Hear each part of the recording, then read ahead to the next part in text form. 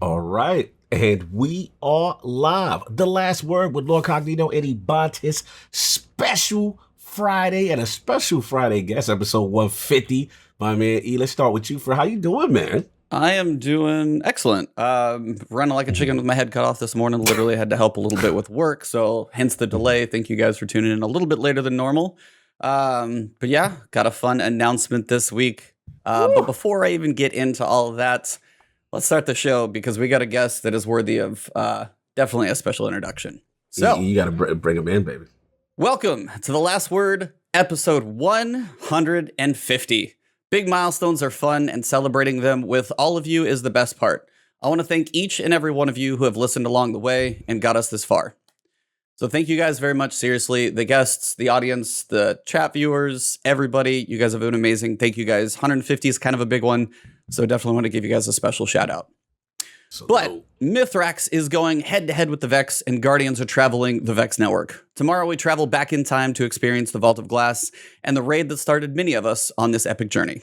Splicing will continue, but we need to put a pin in this Destiny talk for just 1 second. Our guest tonight is a special one. This guest embraces all things nerd and geek culture, but can also likely outrun you on a Spartan course on the side. If he isn't staying in shape, he is still on his feet, keeping his pharmacy running smooth. When this family man does finally find some time for himself, he enjoys all things games, comics, movies, and TV.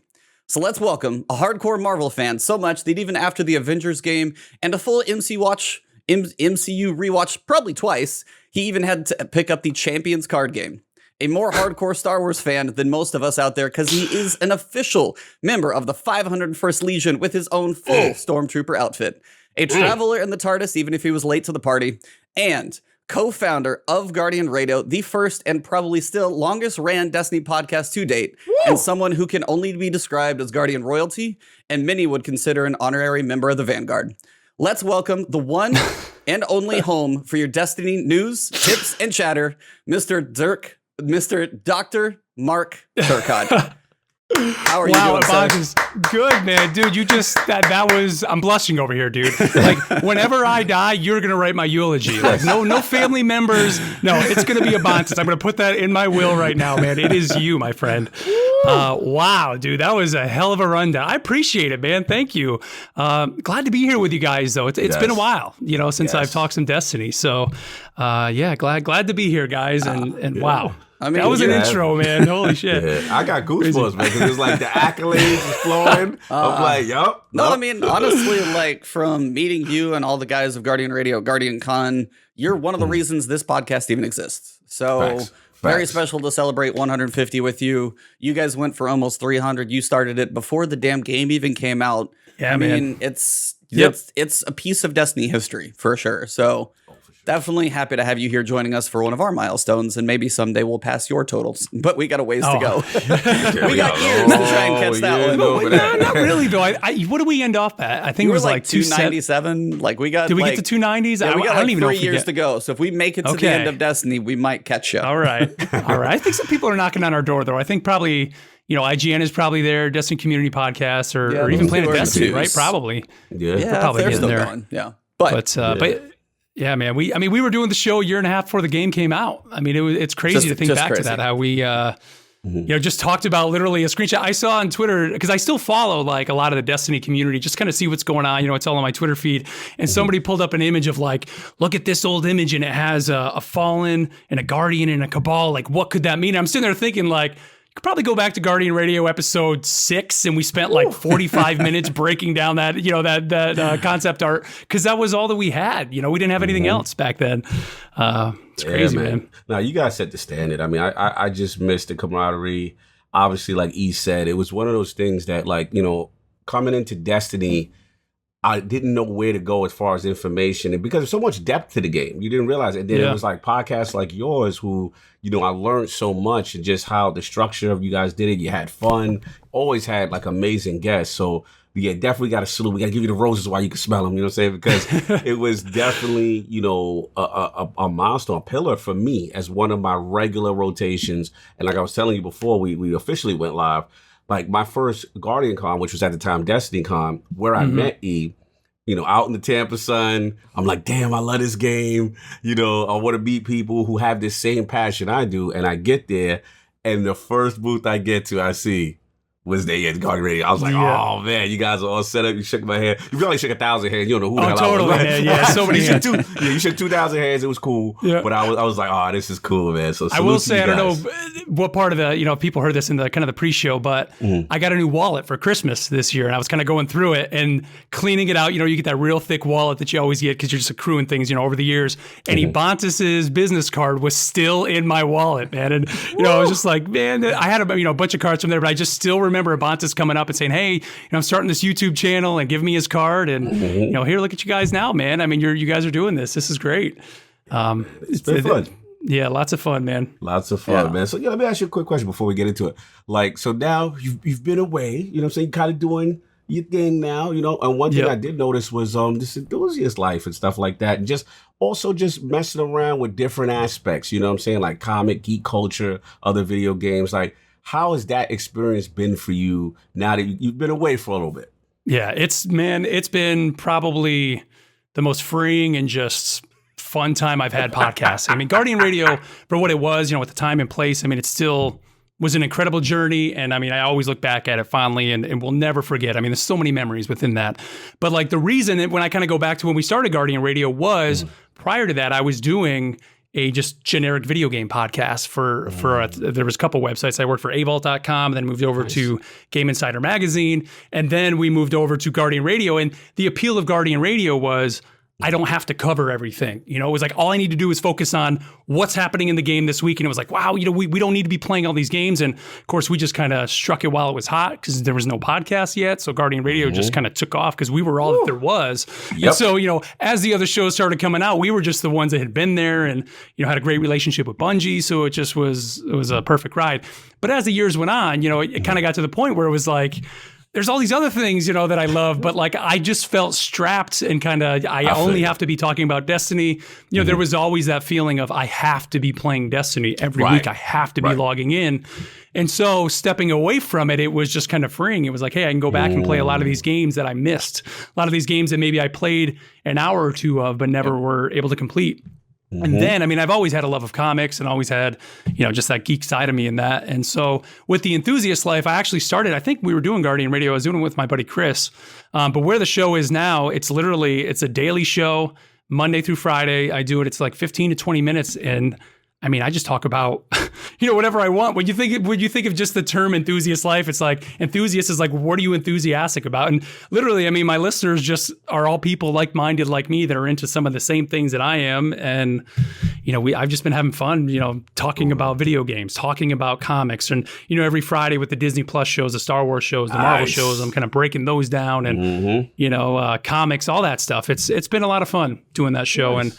And like I said, it's freeing, I don't need to focus and pinpoint on one thing, which I will say though, and some of the advice I always give to people when it comes to podcasting is, try to find your niche. And that's what Guardian Radio did. It was that we were able to say, hey, nobody's doing this. We're able to log into this. And here's what we can deliver to an audience. And so the enthusiast life, I was able to take that audience that I built there and carry some of them over to this. Nice. Where if I just tried to start the enthusiast life off today with no history of Guardian Radio, I mean, it probably, it'd get lost in the mix, man. There's so many podcasts out there now, which right. I'm not discouraging people from podcasting. Believe me, it's fun and do it for the fun of it. It is great. But, I don't think I would be able to, have the success I have with it now had I not done Guardian Radio, No, so fair enough. But you got E.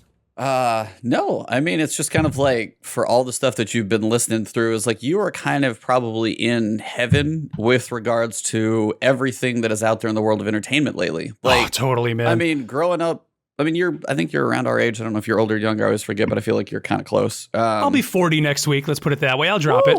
You're between us. But yeah, you look good for 40. We're all not doing too shabby. So yes. But yeah, it's like part of growing up, especially even like the whole nerd culture, Star Wars, gaming and stuff was not as cool. And now it's literally everywhere and just like completely embraced. Mandalorian like overtakes Twitter and like the news every so often with something like Baby Yoda. So for you is like, it's just got to be so awesome to be able to jump in. And as much of, I got to say, like your Star Wars like fanfare is amazing to watch because you've got the full Stormtrooper outfit. You're part of the Legion. So I wanted to hear just like, dude, where are you in the world of Star Wars right now? Because I know this is normally not what we talk about every so often, but it's like your Star Wars world right now has got to be like the best it's ever been. It is, man. You know, I'll tell you, there are a lot of people who, and of course, like after Rise of Skywalker and even Last Jedi, I mean, the Star Wars fandom just went south quick online. I mean, there were people like me who just take it for what it is and enjoy it and just want to absorb everything. But then there are the purists who say, you know, J.J. Abrams killed Star Wars or, you know, whatever you want to say.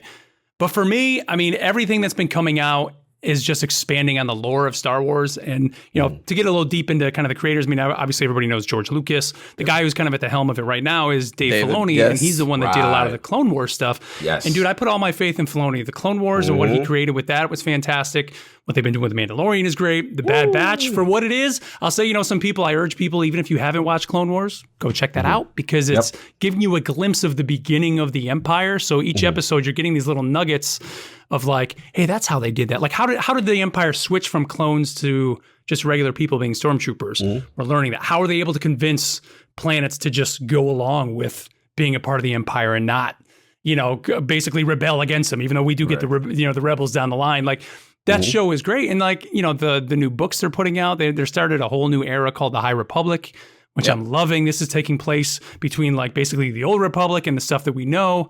I think Yoda's like 300 years old in this, which seems like a lot, but it's kind of like in between. You know, he's like middle-aged and it's you don't see him much, but all the new Jedi they're introducing, and those authors have been given the liberty to like explore the Force. So if you're real big into the Force, they're kind of the way they're describing it and all that. And so, dude, like you said, Abantis, as a kid, what we're living in now, I never could have imagined. And perfect example to switch it to Marvel real quick was when I went to see, Endgame. Woo. And we're in that theater.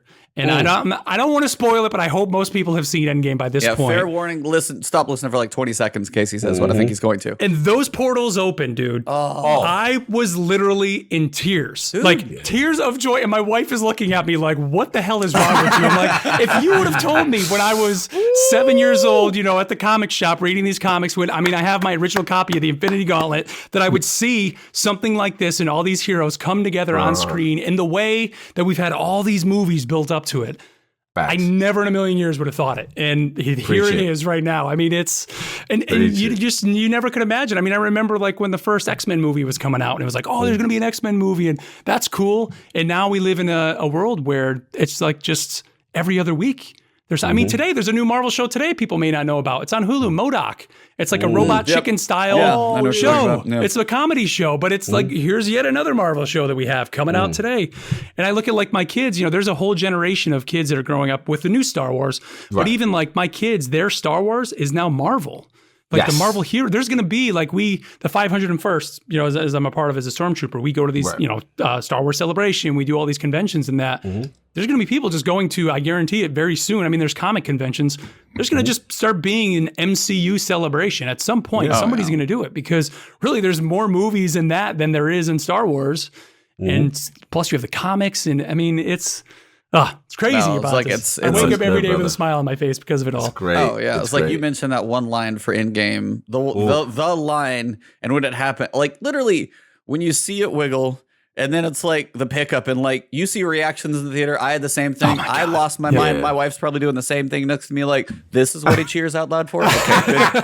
Like that. Those are those moments. But when it's like when he says like the word and you're like, it's just everybody loses their mind. But it's like that is, I mean, from like, you know, the 90s X-Men TV show with the awesome animated, like all of those things you grow up, and then now with the tease of like Phase 4 looks like just mind-blowing of what they can go deep for. Cuts in there, like what are we like? You're bringing some of these characters in that like never would have thought we'd be getting a movie, let alone a series where we're going to get hours of content with these characters. I mean, it's incredible, man. It's wild. Yeah, and then Captain Falcon, Winter Soldier.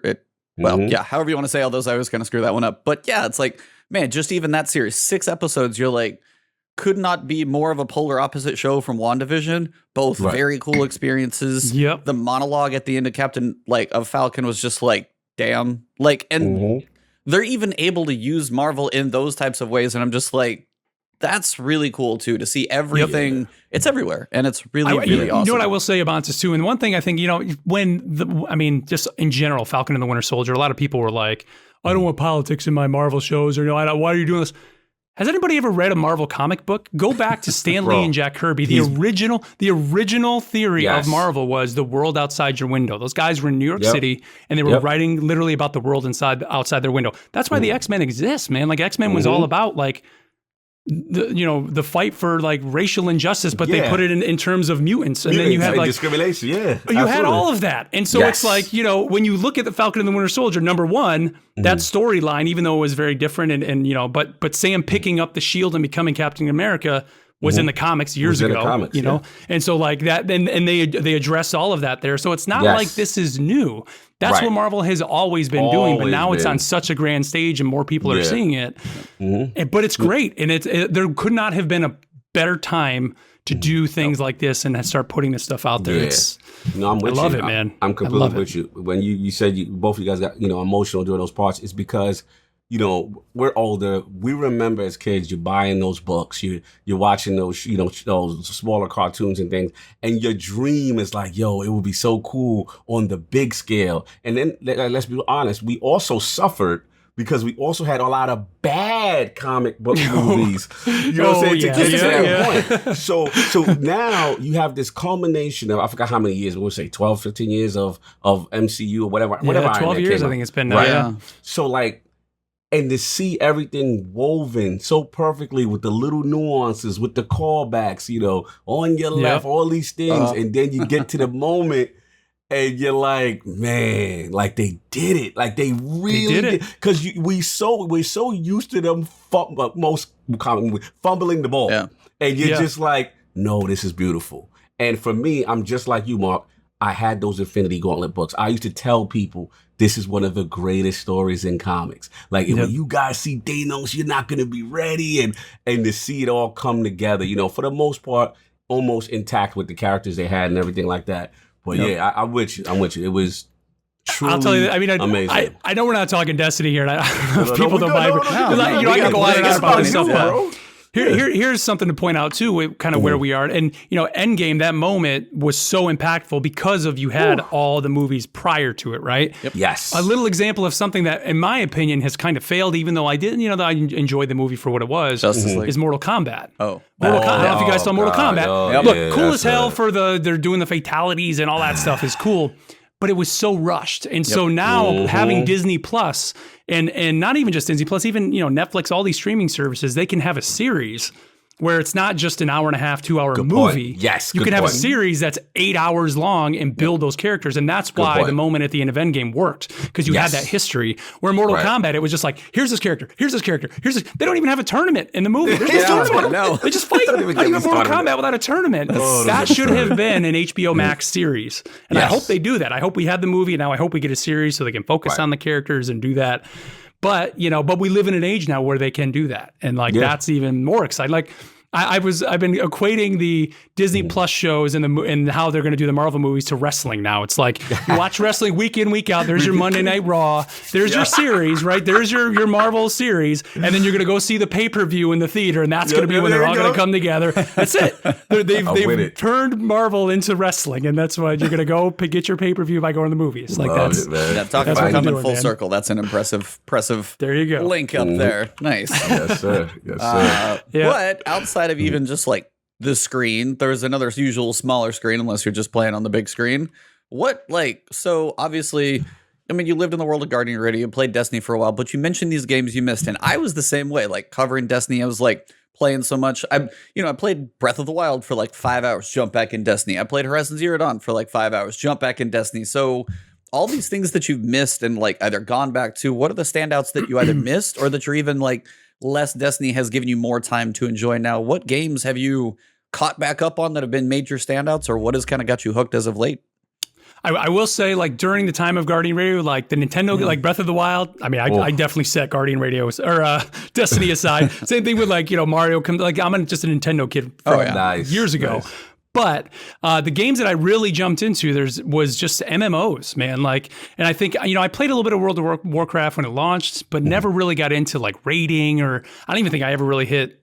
I think I maybe hit level 50 on one character, but never had like a group to run with or anything. But kind of getting that experience in Destiny of having that weekly group, week in, week out, made me want to get into MMO. So there's 2 MMOs, and one I actually was playing a little bit while we were doing Guardian Radio, but the first is Elder Scrolls Online. I started I bought it on PC when it first launched, switched over to console because a lot of my clan mates from Destiny were getting it on console. They all fell off quickly.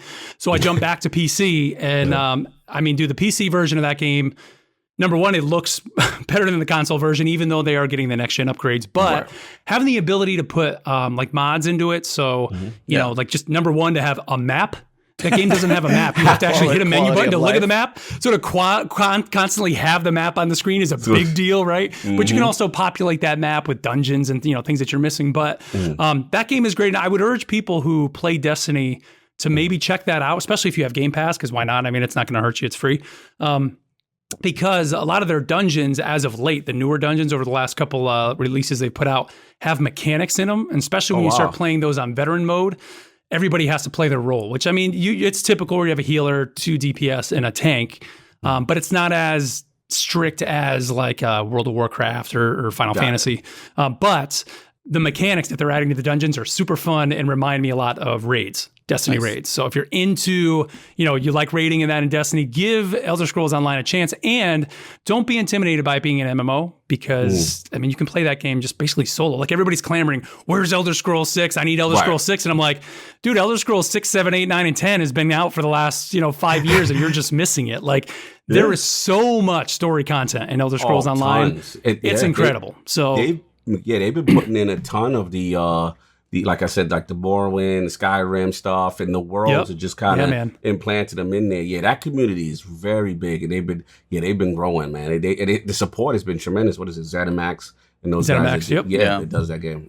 And you can, every class you can play. They're constantly switch out all your skills and abilities, and it's action based, so it's not like World of Warcraft where you're tab targeting and just hitting, looking at your cooldowns. It's actually action-based. You're dodging, you're blocking. So it's great. It's got a little something for everybody in it. So if you haven't played that, check it out. And the PvP is actually a lot of fun, too. It's big, massive open world PvP where basically you roll up on a castle or a stronghold. One team is in there and you're literally pounding, barricading the door in. You're shooting catapults at it. Half the time, I just go and stand on top of a hill and just watch. Because it's just awesome. I literally, there's an emote, you pull out a chair, I pull out a little wooden chair, my guy's just sitting there just watching these guys just wrecking each other down there. But then the other game, the other MMO that I spent, God, I mean, now I've been playing for over 300 hours, but it was to get from where the very beginning to the end, it took me a little over 260 hours was Final Fantasy 14. That was a game all throughout us playing Destiny. Everybody kept saying that game just keeps getting better. You got to play that game. And I just, shortly, it was the summer after we finished Guardian Radio, so it would have been, 2019. I just said, you know what, I'm going to give it, I tried to give it a go a couple times, and just jumped in and do the story of that game. The initial, 1 to 50, which is the Realm Reborn stuff, is kind of the initial stuff, is very cut and dry. They have streamlined it a little bit. But once you get beyond that and get to the newer expansions, that game...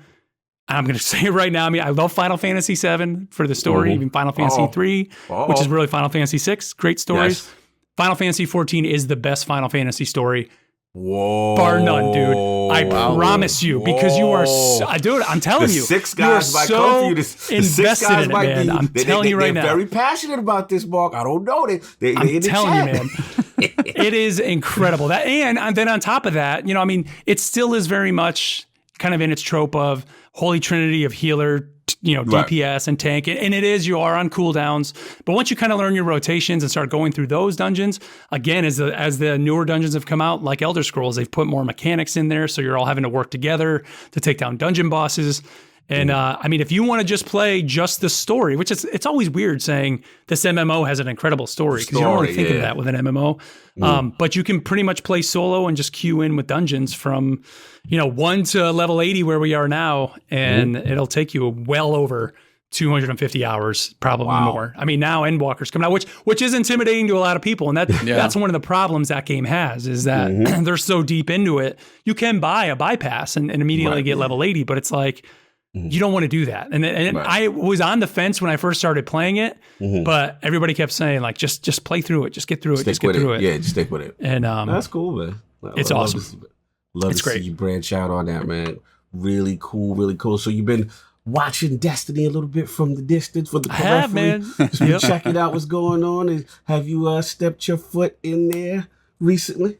I have. I mean, every fall expansion I've jumped into, because to me, I've always loved give me a new space to explore, like the exploration of Destiny that I've always loved. That, and I mean, we talk about this in a little bit, but that's why I've always liked the older, like season pass model where we were getting like a drop of, say what you want about Curse of Osiris, but it was a new space, but then we got Warmind. I loved Warmind. It like reminded me of the original Destiny content, but it was a new space. It was Mars, new areas to go and just discover stuff. So with like Beyond Light and Forsaken and all that, obviously, I've kind of jumped into those. The new season pass model, I actually didn't buy the season pass at all last year. This year I did, because the last season I actually really enjoyed that game mode. What was it called? The Battlegrounds? Battlegrounds, yes. Yeah, Battlegrounds, and I remember, I saw, afterwards, like I played it, I remember tweeting something like, this is great, they're just constantly throwing enemies, and then of course that became, what was the buzzword of enemy density became the buzzword, of course. But like you could really feel it in that first Battleground, like I just remember you kind of, towards the end, you turn that corner and there's like just those massive Cabal spheres on the horizon, just like being chucked at you. And I was like, this is just awesome. And so I really enjoyed replaying that.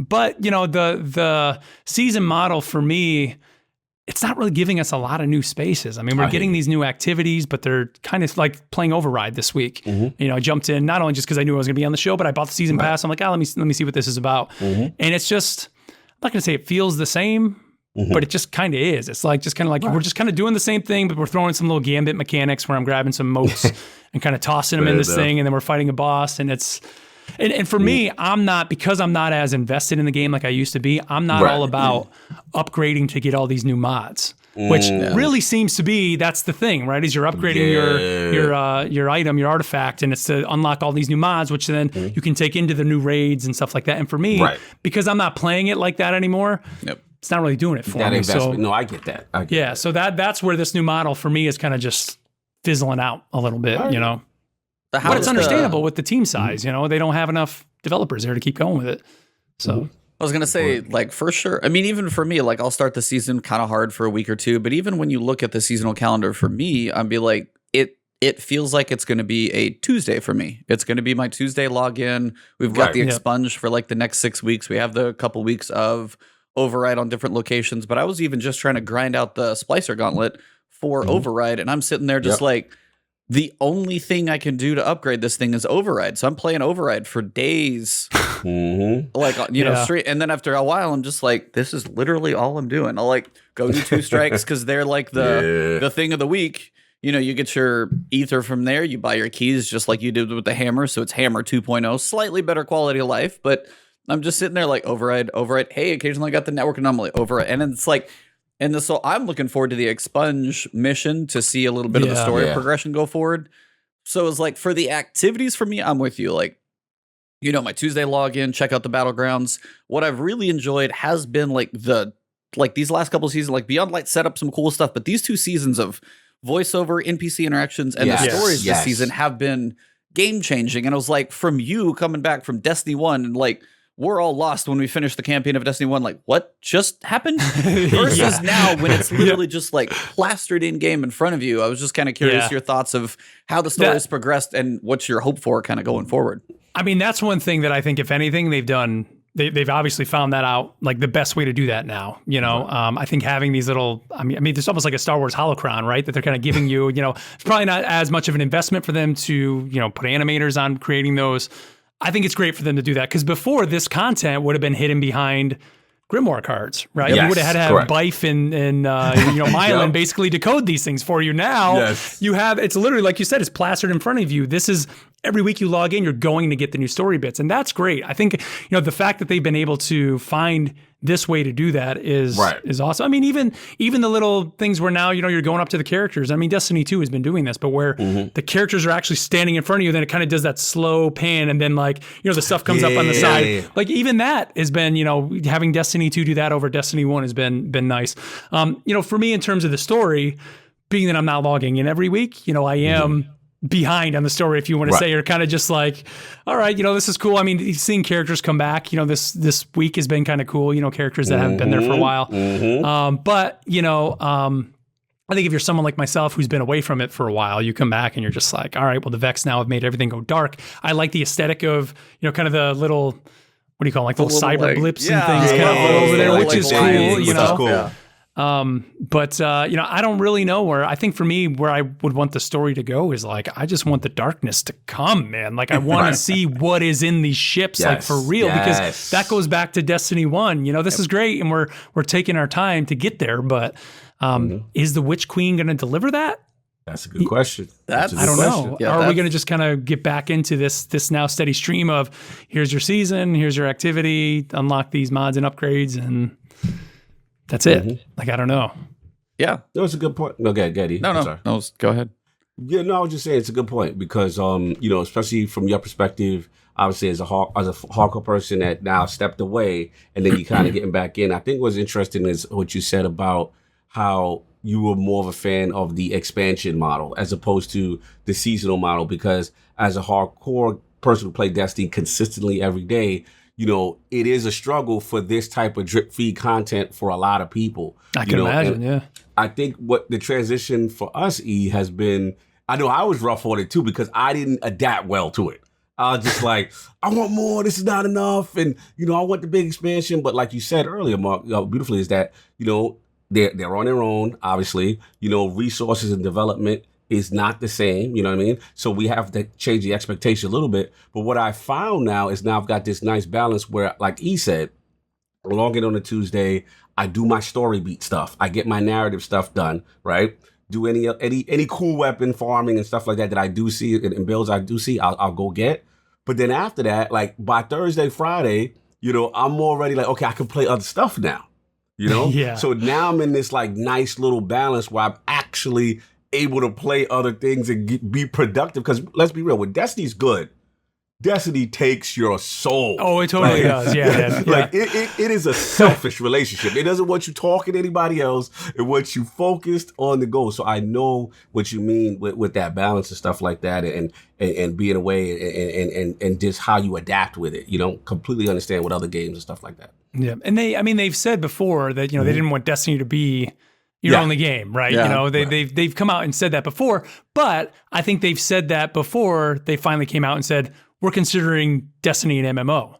Yes. So it's like, all right, if you want to be an MMO, I mean, you got to kind of have not just, although these last two seasons, adding in these audio logs and that is things that are in MMOs. You're getting maybe a new weekly quest or a new something. So they're getting there. Like it's coming. And essentially, I've kind of been laughing because I remember talking about this on Guardian Radio of like, would anybody pay a monthly fee for Destiny? And everybody's like, no. You're paying for the season pass. Like you are. I mean, it's getting spread out, right? I mean, and then you're getting in a little bit of a cheaper discount, but ultimately you are. I mean, you're paying somewhat of a monthly fee by buying that season pass. Yep. I don't know. I mean, how would you guys feel about that? How would you feel if you were paying? I mean, Elder Scrolls Online, you don't have to pay for a monthly fee. You get the content. You want to get the new dungeons and that, you can either buy in piecemeal or you can pay a monthly fee and get access to it, and you get some other little perks in that. Final Fantasy, you do have to pay a monthly fee for that game, but they are bringing you constant content. It's just included except for the big expansions. So, how would you feel if Destiny or Bungie came out and said, maybe, I mean, I'll say $10, but let's even say $5. How would you feel if they promised more content, maybe more story missions, and not just these little audio logs? How would people feel about that? I was like, I hate the term slippery slope. But it becomes a very interesting discussion of, you think about what we get for $10 in a season and the bar that they've set with that to be for $10, the size of their studio, and we see what they can do. I don't know. They talked about like building their studio, like almost 2.5 times bigger studio, hiring a bunch more people, obviously to fill out that giant space. If it got to the point where that place was full and they had teams that were like, seasons and weeks and stacked upon like that type of consistency, because the bar they set now for me is kind of a Tuesday thing. And I'm like, how much more do I need to live in this thing for a seasonal model? Right. Because the season for $10, if you break down even what you get, like, for $10, it's not bad. We're getting a new activity, a decent amount of voice lines. We get a story. Right. We got, not new spaces, but now we got the Vex network. We're going to have the expunge mission, whatever the epilogue activity is going to be, and any spicy stuff in between. It's not a bad value for $10. It like kills me when I log in and I'm like, I get my one page in my email of the story like once a week. When I get I'm like, all right, cool. I read page 2. You got to wait 6 days. God. Okay, I want more, and I want it now, and that's always my issue of like, again, same thing with the expansion model is some people want to just consume I want to play the game pretty hard, enjoy everything that's there, and then maybe if you do release something cool like the Whisper of the Worm used to do, here's this one thing, come back, play crazy, and then you can take your break. But that as you said, they don't want it to be your game all the time, but then they set this up to where you literally want to log in every week now with the seasonal challenges. If you miss a week, like, hey, Scorched is this week. If you don't play it this week, it might be 5 weeks to get that triumph or any of those things. So it's this weird, they're kind of playing both sides of, we don't want you playing all the time, but we want you playing once a week. Make sure you log in once a week on this weird little like shtick. And it's like, okay, so if I did $10 a month or $5 a month, so that turns the seasons into 15 roughly. If it was a little bit more, I wouldn't mind. But there's also people who are like, I need you to justify why that's there. And as it's 7 years into this saga, the only way I think they could probably justify that is if they do a Destiny, whatever follows this 10 years. If they set it up as a different model, they're a bigger studio and they can commit to, grander things. And they're like, it is going to be a true MMO because we've decided to go down this route. It's less about PvP. There's more PvE, but we're going to go, not quite World of Warcraft, but it's that scale, and it's going to be, a $5 a month fee for consistency for us, less Eververse stuff, more in the game. However they balance that, it's like the justification would kind of need to be presented up front because it's been 7 years of not having to do that. But even though you said the seasonal model turns around and is basically one, it's just they mask it as something else. So it's always this weird. So it's like we're literally paying it. Yeah. You are. We didn't even mention Tess and Transmog yet. Oh God, we're paying for it. Yeah. Clearly. Well, but I mean, that's the thing too. They've transitioned to almost a free-to-play model, right? I mean, the game, you can essentially get it for free. So, they do have to have those hooks in there to make some money to have kind of constant flow, because not everybody is either buying the games, buying the stories, if you want to say, right? Because really that's all you're buying now is the stories, right? Yep. Essentially, because if you just had Destiny 2, didn't you get access to Europa? Not the story content. You can just go to the space, right? Yep. Right. Right. So it's like they're giving people some new content, the free-to-play players, and it's really that story content that you're kind of buying. So I don't know, man. It really is a give and take when it comes to a free-to-play model like that. You got to, keep the free-to-play players happy, but you also got to keep your, your whales, if you want to say, or people that are constantly playing the game. You got to keep them happy too. No. And, Bungie, I mean, they've been doing it for a while now, and I think they're just kind of starting to get to the point where they're maybe finding, that they're maybe kind of hitting their stride a little bit, but then you see things like the armor synthesis and Transmog, which we've been talking about since probably episode 1 of Guardian Radio. Yeah, so. And dude, I mean, I had a friend that was like, well, they're giving you 5 of them and you can do one. And I'm like, man, but they know people wanted this forever. For some people, Destiny is not a fashion show, but for a lot of people, an MMO is. And if you're going to say this is an MMO, and for me personally, it kind of always has been. If I like the Helm of Saint 14, I wore almost all the way through Destiny 1, regardless, because I loved playing, my Sentinel Titan, and that's what I played, and I always was popping my wards, and I just liked to have that helmet on because I liked the way that it looked. Yep. And now, with Transmog, it's if I wanted that, even though I would have got the free one that season, I would have had to work to maybe get another, the new helmet that's kind of replaced Saint 14. But then in the same sense, the other thing that I was kind of chuckling about was seeing some of this that was my initial impression. But then the more I thought about it, I was like, you're seeing all these people saying you got to spend 400 hours to get every armor piece and everything. And it's do you really want to do that? Are you going to wear all 100 helmets? No, you're really doing this for that one helmet that you like, 2 or 3 helmets that you like.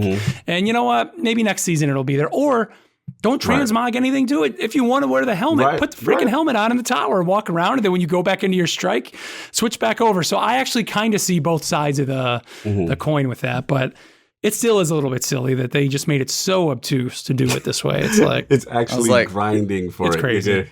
Yeah, it's crazy. That was the thing. I think as soon as we heard about it, because we had Travis on for that one, and we lit it up completely. But it is the whole idea, as you said, before the game even came out, MMOs, Transmog. I mean, you have games like Anthem that came out and basically flopped, sad to say. But also on the other side, you could paint your javelin to Kingdom Come. You could make that thing look whatever shader, whatever color, different armor pieces. And there were some things that you could buy for different like textures and stuff. But the idea of everybody wanted Transmog for so long.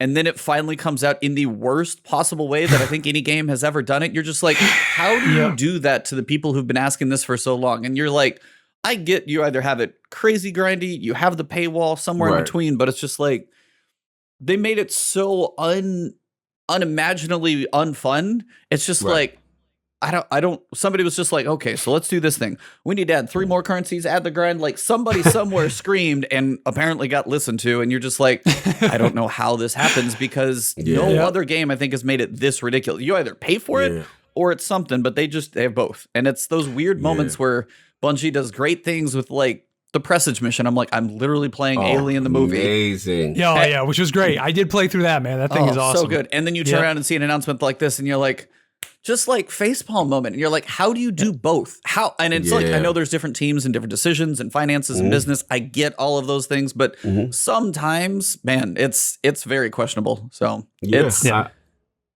agree. I think just to finish this topic up is that I am a firm believer, especially with Transmog, with how remember, it was not received well. Like it was blood in the street. People were like, no, this is not it. And I'm a firm believer that they know this, right? They know, the developers know this most likely is not going to go well with the community. So I'm a firm believer that internally, the financial people say, look. Oh, totally, man. This is what has to happen. We know the community wants this. This is one of the highly requested features from, like you said, from when Mark was doing from D1. Like, this is one of the highly requested features. You better figure out a way to monetize this. With our big goals that we've got this Australian studio, we've got these new IPs coming up. We know that they're working on called Matter or whatever. I'm a firm believer. The business people have made a stand and said, no, you cannot. Now, at some point, they may reverse it and may pull back a little later down the road once money is accumulated. But not right now, because for as much as we push, let's be honest, in Destiny and Bungie history, they, for the most part, acquiesced and said, you know what, we were a little heavy-handed here. Oh, yeah, they listen to the community. Yeah, you know what, they all, like, well, it was so funny. It was such vitriol when this thing was announced. The next 12, I'm like, oh, I want to see if they didn't even mention it in the 12. They threw VoG in our face, like, here, VoG, remember this? Remember you love this. It's great. To kind of, make us forget. And the only thing I shout out to Dylan, I think he did tweet, said, look, this thing was well in advance. We heard you, we'll take a look. That was the extent of it. A tweet prior to the 12, and then they moved us on. So again, Bungie on their own, this leads me to believe that the financial people have took a stand and said, damn it, this is staying in according to this budget.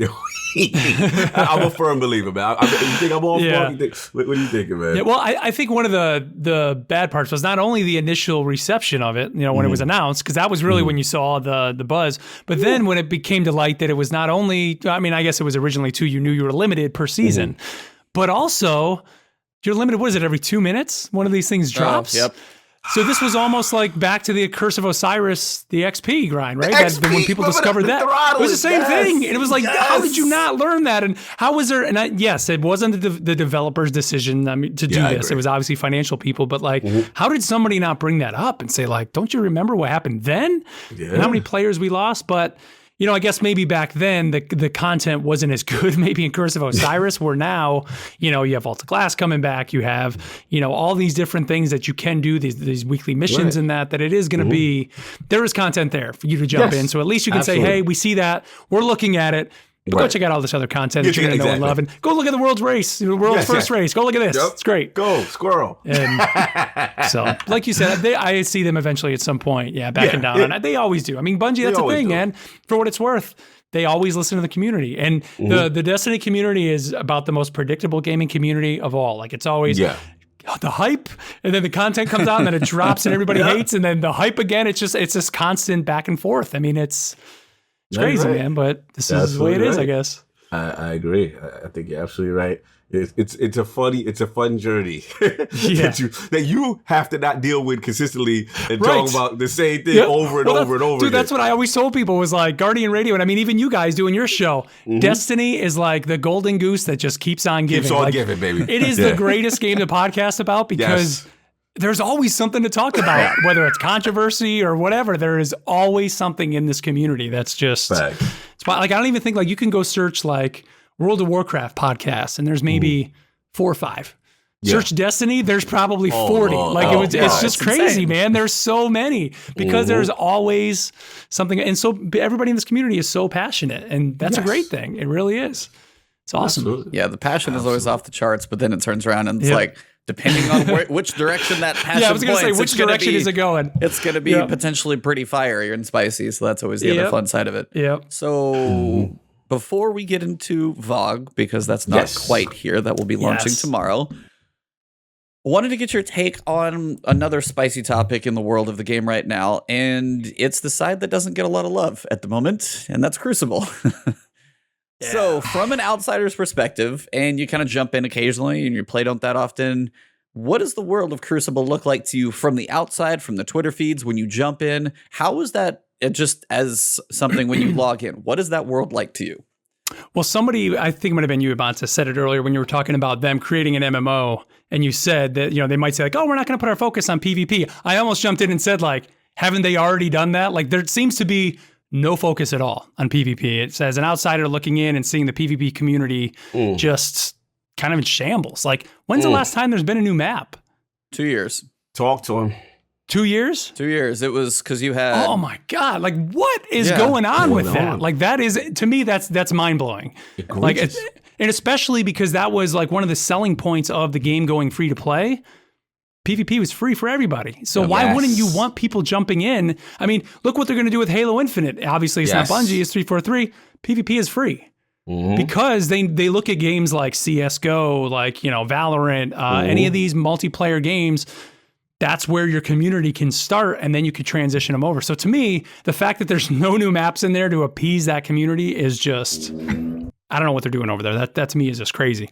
But as somebody who at one point enjoyed Crucible, for me, dude, I don't even touch the Crucible anymore, man, especially having not played it, and keeping up with the game. Whenever I go in, and I try to go in one point at an Iron Banner and just even try to do just, a regular match, I don't have the weapons anymore, because I'm constantly going through that leveling grind every time I log in. I'm just swapping to the most powerful weapon that I have, and it's never anything that's good at Crucible, which again, you can always switch back, because if you're not, as long as you're not an Iron Banner, the weapons don't matter, but I don't have the meta weapons right now. So it's always like I'm always at a disadvantage. And that's kind of led me to go back to where I originally started as a Bungie fan with Halo. Halo, the original, Halo CE, Halo Combat Evolved. I got a Series X here, luckily I was able to get one at launch, and have been playing the hell out of the Master Chief Collection. I've rediscovered my love for the Halo multiplayer again. And I was trying to put my finger on what it is about that game, and I remember talking about it on Guardian Radio, and I've talked about it even on other podcasts that I've been on, talking about Destiny. And I know this is somewhat, again, another hot, spicy take for some people that play Destiny, but I believe that Halo still to this day is still played, because the way that game was built was you had set loadouts, you had power weapons on the map, and the game all came, and you had a little bit of a higher time to kill, and it all came down to truly map knowledge, knowing where those power weapons were, knowing what those timers are, and then it comes down to the skill of knowing these are the tools that I have at me right now. Right. Ibantis, you may shoot me first, but I can still outplay you because I know the map, I know where I am in the map, I know the tools that I have, and multiple times going back to play that game, I can outplay people sometimes, where Destiny is to the point now where I don't feel like I can do that anymore. And, I don't know if that's really just that I'm not in the meta, or if it's because they add in the idea of the class abilities, which are super fun, getting supers and all that. But like, it had me thinking like, and I've said this before, why don't they create a game mode where it's, here's the Crucible, Lord Shaxx says, all right, Guardians, take off your armor. Every Guardian wears the same suit of armor, and maybe every week have set weapons that you start with, but you can make it lore friendly where it's like, these are the weapons this week. And then you you can build your super throughout a match, but then there's like a power weapon in Halo.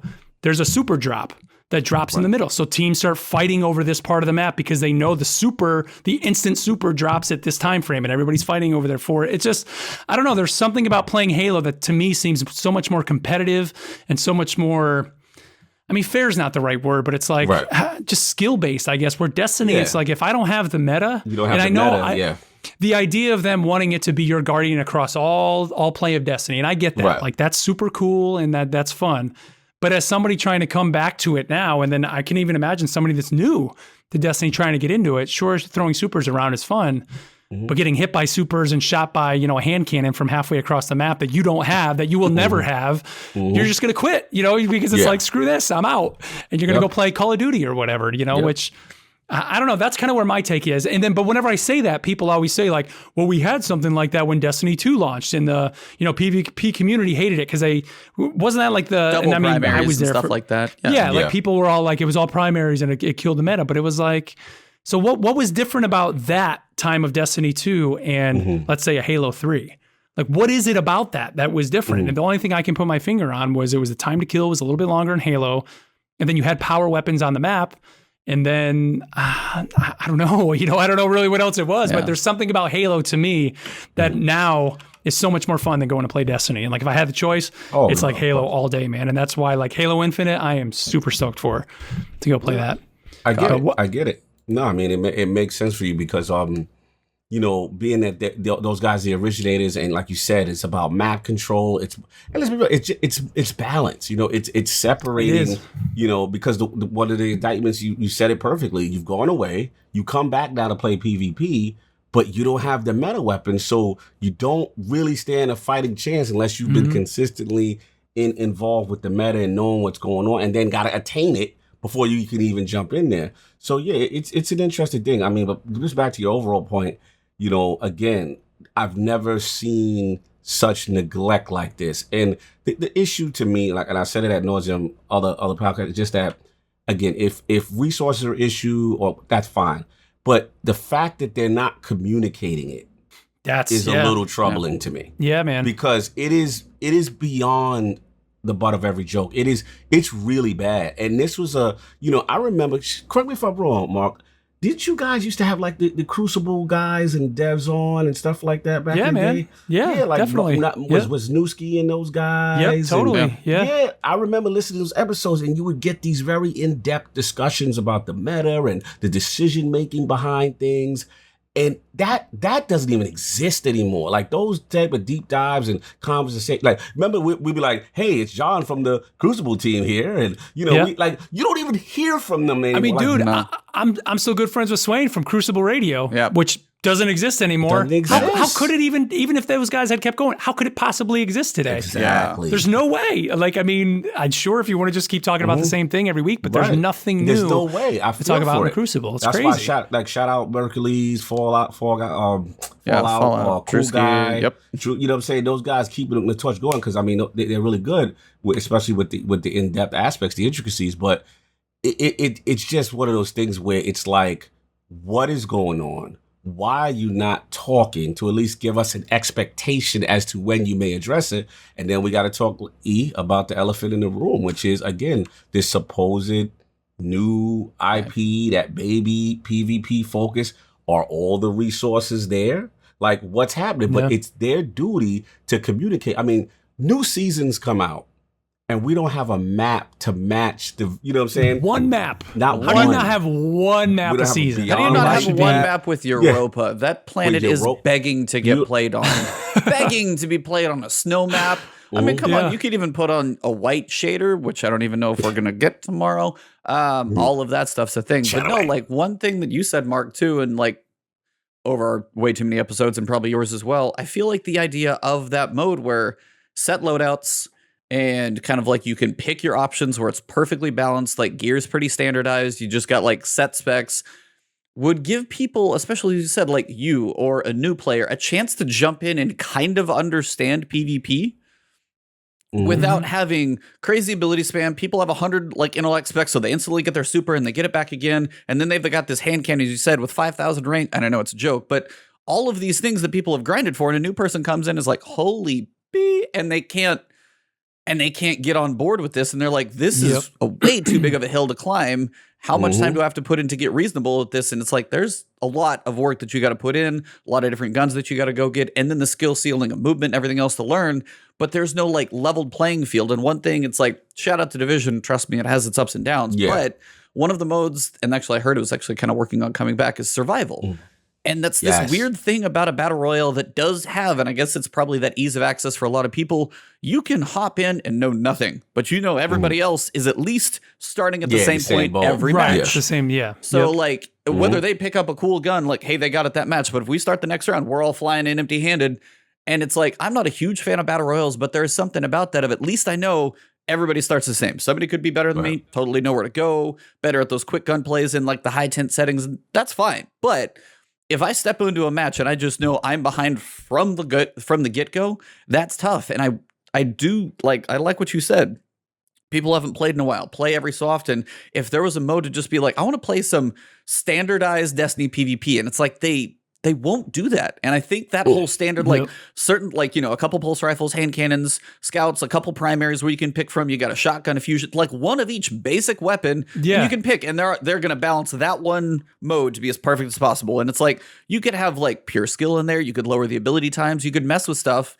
They have Crucible as well, or Crucible Labs. Keep Crucible. Keep that if people want that. But like, give this other playlist. And, you know, I don't know, man. It's one of those weird things. And the other thing to think about too is, you know, I know with some conversations I've had with not only Bungie developers, but other people in the industry, I mean, it's obvious. Right now, the best advertising for a game is Twitch or live YouTube. People love just watching people play video games. Go back to, sure, we would have the big raids come out and everybody's, you know, checking out, you know, Goth and Broman back in the day, you know, and all that for the PvE stuff, but they weren't going to them for PvP. What kept Destiny at the top of that for the longest time was your True Vanguard, all these guys playing PvP, all of that. And now, sure, some of them are still dabbling in it, but it's not like it used to be. And I think if you were at least putting out new maps, you'd at least have people going in there. And then, but like a standardized playlist really then levels it up to, it's all about that skill. And I mean, any of the bigger games right now on Twitch, a lot of them are, you know, I mean, a lot of them are battle royales, of course, but it's this PvP, you know, people want to watch PvP. And right now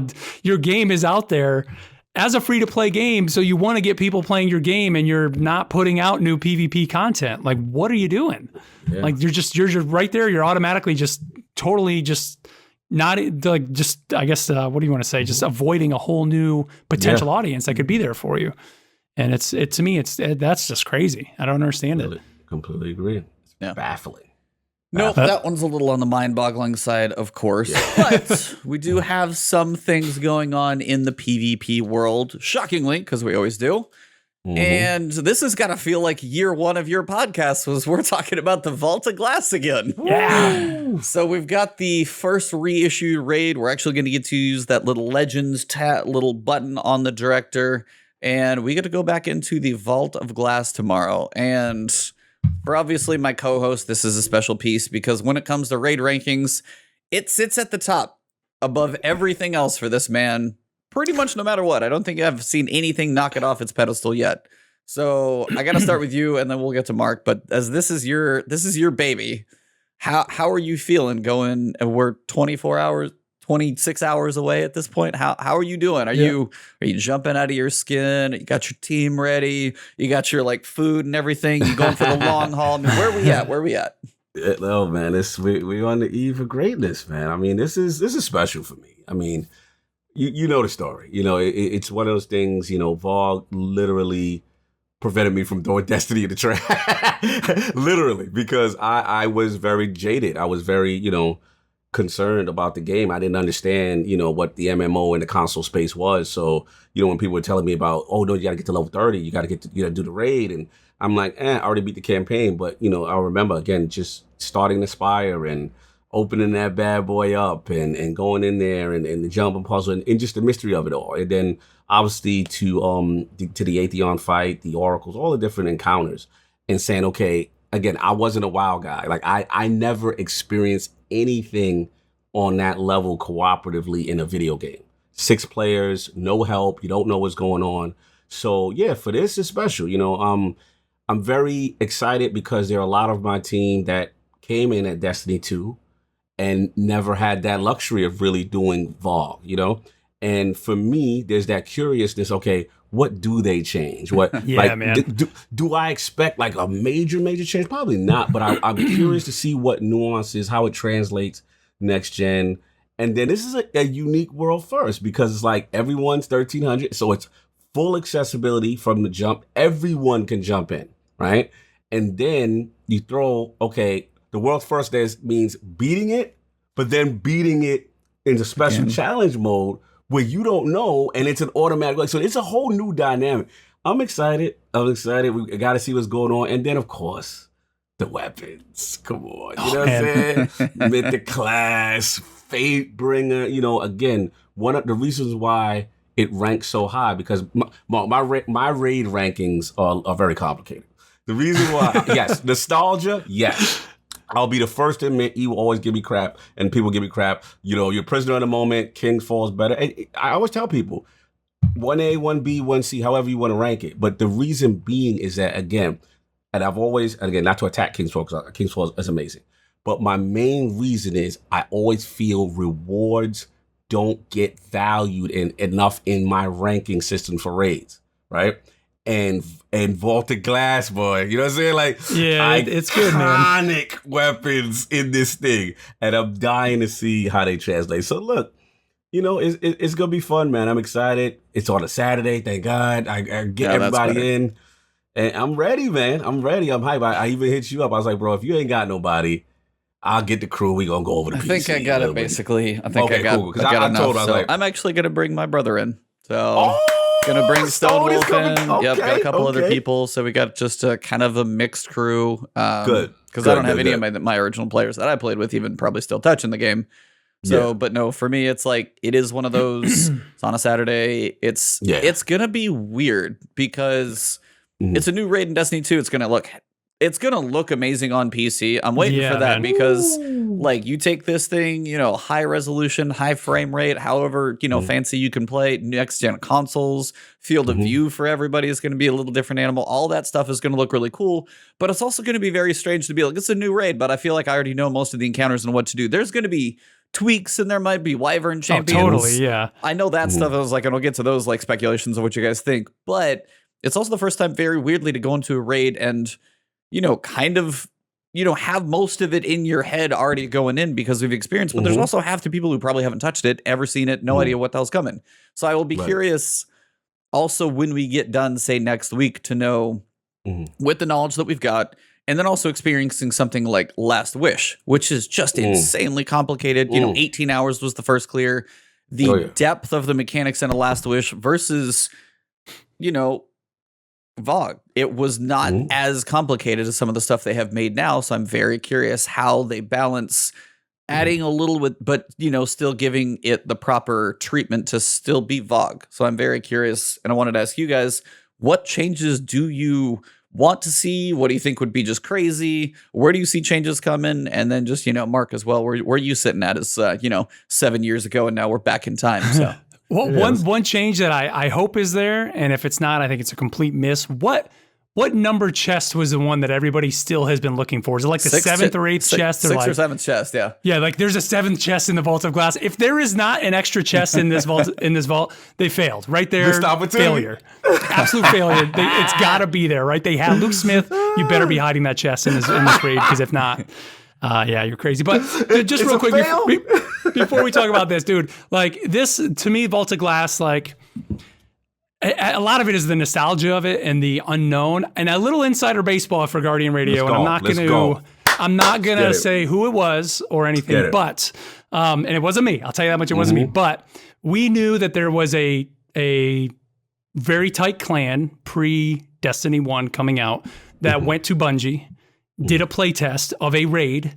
And this was a team that played a lot of Halo. They played a lot of Battlefield. And afterwards, these guys could not complete it. And so for me, like I had heard about raids and obviously World of Warcraft. Like I said, I never really got into raiding and all that. So for me, this was really my first thing. I'm like, how can they be playing like a shooter game and not be able to complete it. Like it wasn't comprehending to me that you have these mechanics where everybody had to do their own part. And then, of course, Vault of Glass comes out, and I actually didn't run it blind. I had a group of guys that, a couple listeners and that, and then some of us on the original Guardian Radio ran through it. But that experience still to this day is one of the just most incredible experiences when they're like, okay, you need to go stand over here. And then you may go through this portal. And if you go through this portal, you got to look up, but you got to keep moving because your screen's going to go black. And if your screen goes black, we're all dead.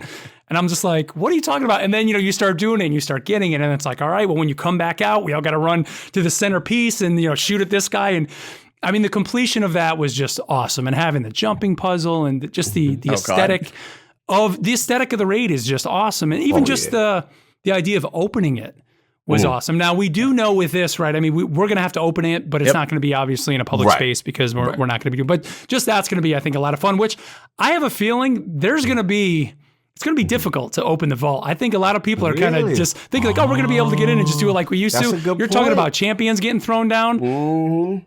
How long is it going to take for the first team to open that vault? I guarantee you it's going to take a little while. There's going to be something new to crack this thing open. The Vex are not just going to put this thing out and have it be like it used to be. You know that. This isn't going to be the same. You think it is, but it's not. They're definitely going to make it a little bit different. But small shout out to the man who probably knows what the Vex is doing. Shout out to Bife. Previous on Guardian Radio. He would know all the lore. But actually, I wanted to say this morning, he wanted to say hi to you directly because I tweeted out the thumbnail this morning. And it was wrong. Thank you, all of you who nobody noticed it, by the way, because it says Season of the Chosen. And he's like, by the way, I'm just in like detail mode and I caught this one thing. By the way, shout out, say hi to Mark for me. So Bife says hi, by the way, wanted to let that one know. Right, but also, thank you, all of you who no one caught the thumbnail. It's been fixed now. But yeah, I wanted to say, like, if you want to know what the Vex is doing, he's the one you want to go. He's all about the lore videos this season. He's got tons of stuff to talk about. So sorry, back to you. I just had to get that shout out from him. I talked about being kind of always behind in the story. Like Bife's videos are the way I catch up on the story. Still, I've been doing it since the very beginning, and still to this day, it's Bife. Go see what video he put out about the lore, and I'll be able to catch up. Do we know? Because the first run I did in Vault, I got Vision of Confluence, which was my scout rifle through basically all of Destiny 1. I would always have this thing equipped, kind of leveled it up as much as I could until we couldn't do it anymore. Is that going to be a drop in this? I believe it is. From what because I hear a lot of people talking Fatebringer, they're talking Vex. Yeah, if you want to go into spoiler-ish stuff, you can look at the Vault of Glass gear. There's a bunch of mods that have leaked out. But if you guys don't want to hear it, fair warning, I'm just going to list them off real fast so you guys know. We've got 5, 4, 3, 2, 1. You've been warned. Spoiler. Fatebringer, Cannon, Pray Death's Revenge, Sniper, Vision of Confluence, Scout, Found Verdict, Shotgun, Corrective Measure, Machine Gun, He's in Vengeance, Rocket Launcher, and I believe that's all of them. And then they have a Time Lost version as well, and of course, Vex. Yes. Those are the ones that we're aware of. And now, right now, though, and I mean, I don't want to go back to PvP, but like scout rifles are pretty weak in the game right now, right? Is that kind of so? It's like I would love to go play. I would love to play and get the Vision of Confluence, but it's like, if it's not going to, do me any good, what's the point, right? Like, why? It's not. I don't know. There's actually a big uproar right now with Hung Jury. That's all I wanted to bring that up and be like, I just got it, and I'm like, Scouts are just not in a good place with D2. Man, that's all I rolled in Destiny 1, man. Bro, Hung Jury was iconic, and it's just like, I looked at it. I looked at what the RPM was. I was like, oh, definitely not. I was like, it's just even with the rolls are good. They have great perk combinations, but it's just Bungie is insistent that they don't want to reward scout play, that long distance, safe kind of play style, and scouts continue to suffer. They've actually said it. They've actually made a conscious decision because even with the last update, the only thing they did to them was the aim assist. Yeah. And so what? Yeah. What don't they want people? Is that in PvP? They don't want people doing that? Either. Like, it's the same thing. I feel like why snipers are not in the place they used to be as well. Is they don't want to sit back and shoot from a safe space. Yeah, they hate that. And it's like they're trying to that push. was Destiny 1, dude, with my vision, and then you have your icebreaker, and you're like, pow, pow, pow, with the icebreaker, switch over. They hate you. They hated you. Dude, everything about But the game was so much fun, man. Like, that was it, dude. That was it. I'm with you, bro. And what it is they're trying to force this play style and get the other weapons up the par. I mean, in their defense, I would say the other archetypes have come up as a whole, and it's probably the most balanced it's been from a meta as far as weapon archetypes you could use and actually be competitive, except Scout. Except Scout, because Scout, they just like it sucks, you know. They're anti sitting a well, just melt something from a distance, you know, kind of thing, sit in a bubble kind of thing, and that's the part that's troubling, because we know how iconic these weapons are. Hung Jury, you know what I'm saying? Vision, you know. We know it, and it's just like, man, it just doesn't feel good to see them as average weapons in this meta. It's like, sadly, one more time, what's going to be the highly sought-after gun? A hand cannon, because I swear, whoever makes the sandbox loves hand cannons and nothing else, because Fatebringer is the one. What is the meta in PvP? Like, those are the way that some hand-ins can, like, compete with, like, pulse rifles, even, for example, still astounds me, the range that hand cannons have, like, 120s to a point. I'm just like, how are you? How? Okay, this doesn't. Oh, I'm fine. Okay. Yeah. It's like anything that says rifle versus what looks like a giant ass revolver. Sorry, language for the first time. Yeah, it's like somehow those two should not be the same accuracy at range. In my head, that breaks my mind sometimes. So, but yeah, it's like there are some iconic weapons, but as you guys said, it's like, is the nostalgia going to be fun? But then is the loot going to be worth it? And then also they're, you know, toying with first the challenges, which are going to be 24 hours, and they're going to bring it back a little later in the season. And then master difficulty. Is that where the time lost come in? But again, what's going to be the difference? What makes a vision, like, okay, so I got the time lost. Maybe that's like the master difficulty for vision. If scouts still suck, that still sucks. Yeah. So I'm like, for me, just it's like a collection of it, I guess. Yeah, it's like, so you can look up some of the perk pools on these things, and they look cool, and you've got some possible awesome combinations. But again, certain archetypes still just dominate other ones, so you're going to be pushed still into a certain direction. So it is. Yeah, I'm still very curious to see how ever the dust settles once this weekend is done of nostalgia, and you know how they'd make the changes to the raid. Do they keep it close but give it some fun tweaks? Do champions make it unfun? What is Master going to do this season to see how they handle? Because honestly, this is probably they're probably already working on it if they're going to, but picture a King's Fall during Witch Queen. I literally a year later from now, your 6 month like next raid that they release, that just is screaming King's Fall as a throwback. Absolutely. Because that's the number 2. If you're going to bring anything back, like, you know, raid that they can put the fresh coat of paint on, give you more content 6 months from the expansion. That is the one before you would ever touch Siva, because that breaks other story stuff, I'm sure. But or Crota, right? Even before you try to do Crota too. You know, people always say that's a dungeon, but I still had fun in it. I loved it. I did too. I had fun. But yeah, like that was my first blind raid. So to me, the nostalgia of that was it was epic, man. Yep. It was fun. But yeah, it's like that's kind of where I am very curious where the dust settles after this weekend, because you know, you get to log into Venus. I'm going to turn around and look at that blue lava volcano in the sandbox and be like, this is awesome. You're going to have your invisible walls be like, okay, I'm stuck here. And then you're funneled in. And as you said, is the opening going to be hard, or is this thing going to get knocked out in like 2 hours? I'm so curious to see how this goes. Yeah, because you got Mark. I'll say real quick, have they said, is Vault of Glass leaving next season? Or is it staying in? It's in the game around. Yeah, it's going to stay around. Now, that's the other thing is, again, you know, I kind of just look at the Destiny community from afar now. So Deepstone Crypt, I'm not going to say it doesn't matter anymore. It does. But it doesn't matter anymore, right? For pinnacles or anything like that. What are you guys' thoughts on that? I mean, I see a lot of people kind of upset with that, because it's like, hey, I paid for that raid. Even though everybody's getting Vault of Glass free, that's cool. But like, I paid for that raid. Like, I should be able to run that. Literally, how are you guys feeling about that? Oh, I went. I had my 2 cents last time, but basic for me was I went off because you paid for an expansion. While this is a free raid, it's an old raid. If you paid for somebody could sit there and pay for Beyond Light today, and it's not considered a pinnacle. And they may not have had the expansion yet, but they're new. Cool. Here's Beyond Light. Here's a raid. Well, there's some weapons in there, but it's not going to help you level up anymore. But this is a raid. This is like really tough stuff. Still, it's really the current raid, right? It's the current expansion raid. Yeah, it's the current story raid. And I knew.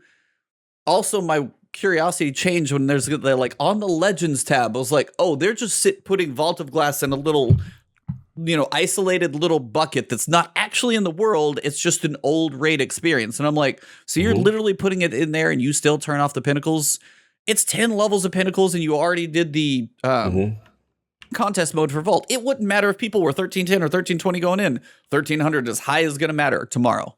So it didn't matter at all, and they took it away, and then they took the value out of the biggest piece of the year, which is the paid expansion. No, that irked me a lot, and I saw other people saying it too, that no, that was... But also, I mean, the weirdest thing is the raid lost its pinnacle status, but like the 10-minute exo simulation mission or the Empire hunts that are still tied to that expansion, those are pinnacles. Those are pinnacles. Which are much shorter. And then your entire Deep Stone Crypt Crazy raid that's awesome with like 8-tracks and everything that broke people. That one's not. Great. I'm like, I don't understand that at all. It's a great raid. That's crazy, man. And they clarified multiple times that, it's intentionally not pinnacle. I was like, okay, you're just, they embraced it. So no, I was not a fan at all. I couldn't stand that one. Yeah. That doesn't make sense to me at all, man. Yeah, they're trying to. It's forced engagement. They're trying to push everyone into Vault, and I get it. And to me, it's like Vault didn't even need. Vault is going to stand on its own regardless. And like you said, Mark, this is paid content. This is the expansion. Like I did not like that decision at all. And we've all been beating the drum. How come at least at the very minimum there's not a raid pinnacle rotation weekly list? Like, this week, hey, if you jump in this, you're going to get a pinnacle, last wish this week, next week or whatever. At least do that, because we do recognize this is premium content and it's being neglected. And again, they're forcing this into Vault, which is nice, but you can't do that to Deep Stone. You can't do that. That's a great raid. That is a really strong raid. So it's disappointing. It's very disappointing the way they handle that, in my opinion. I mean, as you said, the rotating pinnacles for both dungeons and raids, I feel like it's really got to be thing. By the time Witch Queen comes out, if they don't do that and they just keep rotating through, there's just a lot of amazing things that there's no incentive to run. So unless I'm just like, hey, a whole bunch of people that I play with, you guys want to drag this person through a cool raid? It's fun every so often, but like, do I get anything from it as somebody who plays? They did the spoils as this like, small addition, but outside of that, and they even took most of the spoils out of Deep Stone Crypt. I'm like, like what is going on? Why? Like, why remove the incentive to run it? Like, I don't. Do you guys know? Has there been any data? And I don't even know how you would really find this, because I remember like with Guardian Radio, to see raid completions, we would always look at trophies and things like that. Yeah. Right. But have there been any numbers? And I don't think they would ever release this, of how many people got or played Beyond Light with Game Pass. That's a good point. Because technically it's free then, right? Yeah. Free, so, I mean, Deep Stone Crypt, if it was a lot of Game Pass people, it's free. Now, it wasn't free on PC, right? Because Destiny 2 is not on Game Pass yet. Right. And maybe that was kind of their mindset. Was like, a lot of people just kind of, on this platform, played it for free, so screw it. We'll just kind of put it off to the side. But again, then they're giving you Vault of Glass for free. So it's like, well, then, if you're going to kind of put these out there. Right. I don't know, man. It just didn't seem to be necessary to take one, to take it away for... Especially when they lowered the 10 down. It was like the leveling thing is that's a podcast in itself. But like now we're down to 10 power levels. It's just the pinnacle if you were caught up. So then you have the shorter grind, but then they just felt like lengthening your grind again by taking those pinnacles away. It's all they were doing. Now you're 2 weeks later and being able to, push for 1320, because right now you're not like, without the raid, especially with all those +2s, you're not going to be like 1320. Most people, there are a few, I'm sure, but most are not going to be there. So it's very, very strange. Agreed. Misstep there.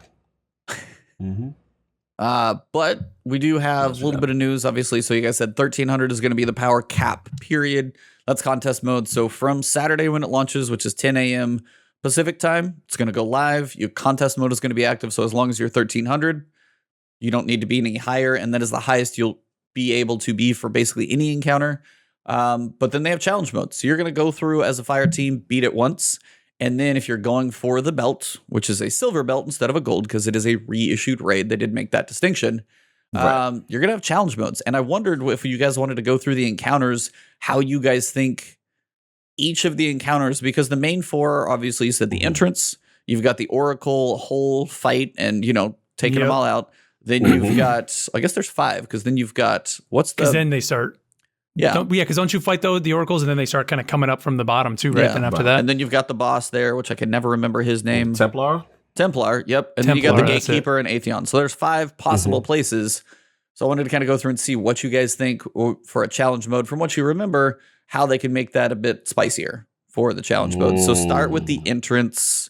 What do you guys think? Because that's the 3 pillars on the outside. Yeah. Got to stand on them to build them, and you've got to keep people off of them long enough to make them build. So outside of that mechanic itself, what do you see? I think, Mark, you alluded to something that I think could happen. I think that could get crazy. Like, they could throw champions, unstoppables, or something in there, like, to really ramp up the intensity of having to. Because let's be real, it's standing on plates. You know what I'm saying? You know what I'm saying? So, right, yeah. You know, what do you do? Like, and I think, like you really intensify. You really throw the kitchen sink at it, and there's not going to be other players in there, so you can maybe ramp up, player count. Maybe not battlegrounds level, but get intense. But what do you think? You think that they could do that or add something else into it? More? What you feel? What was the raid? I can't believe I can't think of the name. What was the raid where it was the launch raid with D2 with Leviathan? Leviathan. Yeah. Leviathan. And there was the one part where you had to get the big keys and kind of slam them down. Yeah. What if there's some sort of things like that where it's not just standing on the plate? Like you have to go kill somebody off in a corner, grab that, bring that back to the plate. And then in the meantime, there's somebody who can come on the plate and basically make that. Because remember that? They just kept coming at you. And then if eventually that key could disappear if enough guys got on the plate. Yep. I could see them doing something like that. But later in, you're managing 3 plates at once. It's not just, so you're basically having 2 people where one's having to run and grab it, bring it back, and it's on the complete opposite side. Even almost how the Siva raid, how kind of you were always having to get empowered, and you'd be empowered on one side but have to quickly run to the other.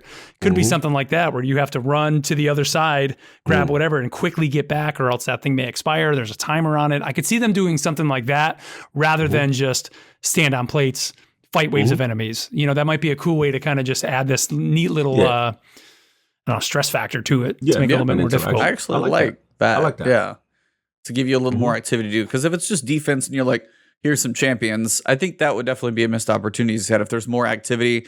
And to make it even longer, you could stand on the plates, but then it's like, okay, so, and it may be the rotation of the 5, maybe it's 1 key, as you said, at a time, and you kind of have to shift the coverage because one person's got to run and go get it, and then you could have to hit all 3, so the shift to give the help where, the isolated person's kind of on their own, still taking a bit of a beating, that would be, I like that. That's actually a really cool idea. It's actually pretty cool. See that? Hire me, Bungie. Come on. Yeah, see, there we go. Man, got the design. Part 2. So now we get down. Obviously, they're going to kick you off the ledge up top. That's going to be just, spawning with your allies. But oracles. So normal mode, obviously we had our 3, 4, 5, 6. I forget how many waves, how you went through them, and just kind of defending the confluxes. Where do you guys see changes here between guys, locations, weird oracle locations? Where do you think they're going to change the curveball on the oracle run? I think sniper locations will be different if there's a way for them to do that. Because remember, you were always having to pick up those snipers up top. Those one person always going to be I'm on left, I got snipers. You just had to always be, on top of that. I could see them moving somehow, or maybe some pieces in there. Some of those. That's the one thing I'm interested. A lot of the pillars in that we know, are they going to be in different places? And I think that's one way they could actually. It's the same space, but just your jumps aren't going to be the same. Which. I mean, if we're going to talk about the jumping puzzle as well, which I have a feeling is going to be completely different than what it was before, and you're not going to be able to cheese it by just floating across, and then jumping. It's going to be a jumping puzzle this time, friends. I'm telling you that right now. Floof gang, man. That's the only time I like Warlock. Floof gang, continue. But I could see them doing that, putting different architecture kind of in the room, so then they're kind of hiding snipers and things like that up top, and just making it a little bit more difficult, I think. One thing I hope they don't do, I hope they don't do anything with sequence, a specific sequence of order of doing stuff when it comes to challenges and stuff like that. 'Cause that'll be brutal. But I don't know. I'm waiting for the sound cues. I for some reason, I don't know why I like the sound cues in that joint. I don't know why. I love it. I love it. Always, it's nostalgic for me. We gotta see. I'm very curious about that one because I'm like, what can you do? And you make some good points as far as changing things up, positioning. But what can you really add to that? Maybe a mechanic? I don't know. I'm very curious because I think that has probably some of the more potential besides, we'll get to Atheon, to really add new mechanics, to add a little flavor to just stand there and just shoot. So we'll see. What about you, E? What are you thinking? Yeah, because that's the hard thing is because a lot of it is everybody got to hold down their door. But I mean, we didn't have the abilities we do now, like a wave grenade and things where you can just wipe groups of enemies, not just like you could throw a grenade every so often. People will go heavy into discipline, have their grenades up every so often, be sitting in a sun well, just absolutely, covering areas in, defense, and all this stuff coming out's just going to die. So then you're, as you said, the snipers, I'm going to probably call champion hobgoblins that I'm going to absolutely hate with a loving passion. I know it's going to take some champions. Oh, God. And right now, unfortunately, that's definitely going to be a scout rifle for barriers. So those are going to be barrier champions for sure. Facts. They have yet to do a wyvern champion. And if they don't put this in VoG somewhere, I was this is the opportunity for them to make a wyvern champion. They will. I was like, and I think this has got to be the one. So that would definitely throw a wrench into that entire encounter. They could throw it in other places, but I think this would be the one where they'd be like, oh, this is going to be weird. I think that would be the perfect place. Maybe one per conflux or something like that to just go, oh, okay, this is big. Like that, I think would be cool. A mess, don't get me wrong, but I think that would throw a wrench into things enough by, as you said, you still have the oracles, you got the confluxes you got to defend, without moving too much, and the architecture changes, which will still probably be there, hopefully at least. They do. I think some, as you said, they're already going to have the shield, so you're going to have that mechanic when it comes to the Templar. Those pieces will be there. I think for that Oracle conflux fight, I think it's probably going to be champion mess. That's my guess on that one. I don't know of a whole lot else I can think of. Overload Minotaurs rushing the confluxes. Yeah, that's probable. Teleport. I'm here. Look, hi. Oh, crazy. So after that one, hold on, what's the order? Is the maze, right? Is it the Gorgon maze? Yeah, and then the jumps, right? Yeah. So Gorgons. Do you guys think it's just going to be a different order, or do you think they're even Gorgons? You know what? There isn't. I guess it's not Vex technology, but what's the stuff they use? It was a lot. You came across it in Shadowkeep a lot, where it was like the little I call them trip mines, but the things that would freeze you in place. Oh, the fallen ones? Whatever. It's like a circle, and you kind of step in it, and it locks you. I could see them doing something. That locks you down. Yeah. So your whole team is running, and you quickly turn a corner, and then you're frozen, and it's like, hurry, shoot it, get out of it, because it's locking you down. I could see them hiding something like that around there. So it's like you're trying to get through, and it's completely just stopping your team in place, and then of course you're going to wipe. I hope they still have, because there was that chest that was there too. Remember, you could always kind of go off to the side and get that chest. Always had to go get that and then kind of come back and then go back through it. I hope that chest is still there. But I could see them, just again, maybe the architecture changing. It's not going to be the same maze route. So people are going to have to relearn the way the maze is. And, maybe those Gorgons move a little bit faster this time. So you're going to kind of have to think about that. Yep. Rather than just have them kind of be the slow, and maybe even have their vision cone a little bit wider, maybe just to make it a little bit more difficult. Yeah. But there's going to be a lot of wipes in there.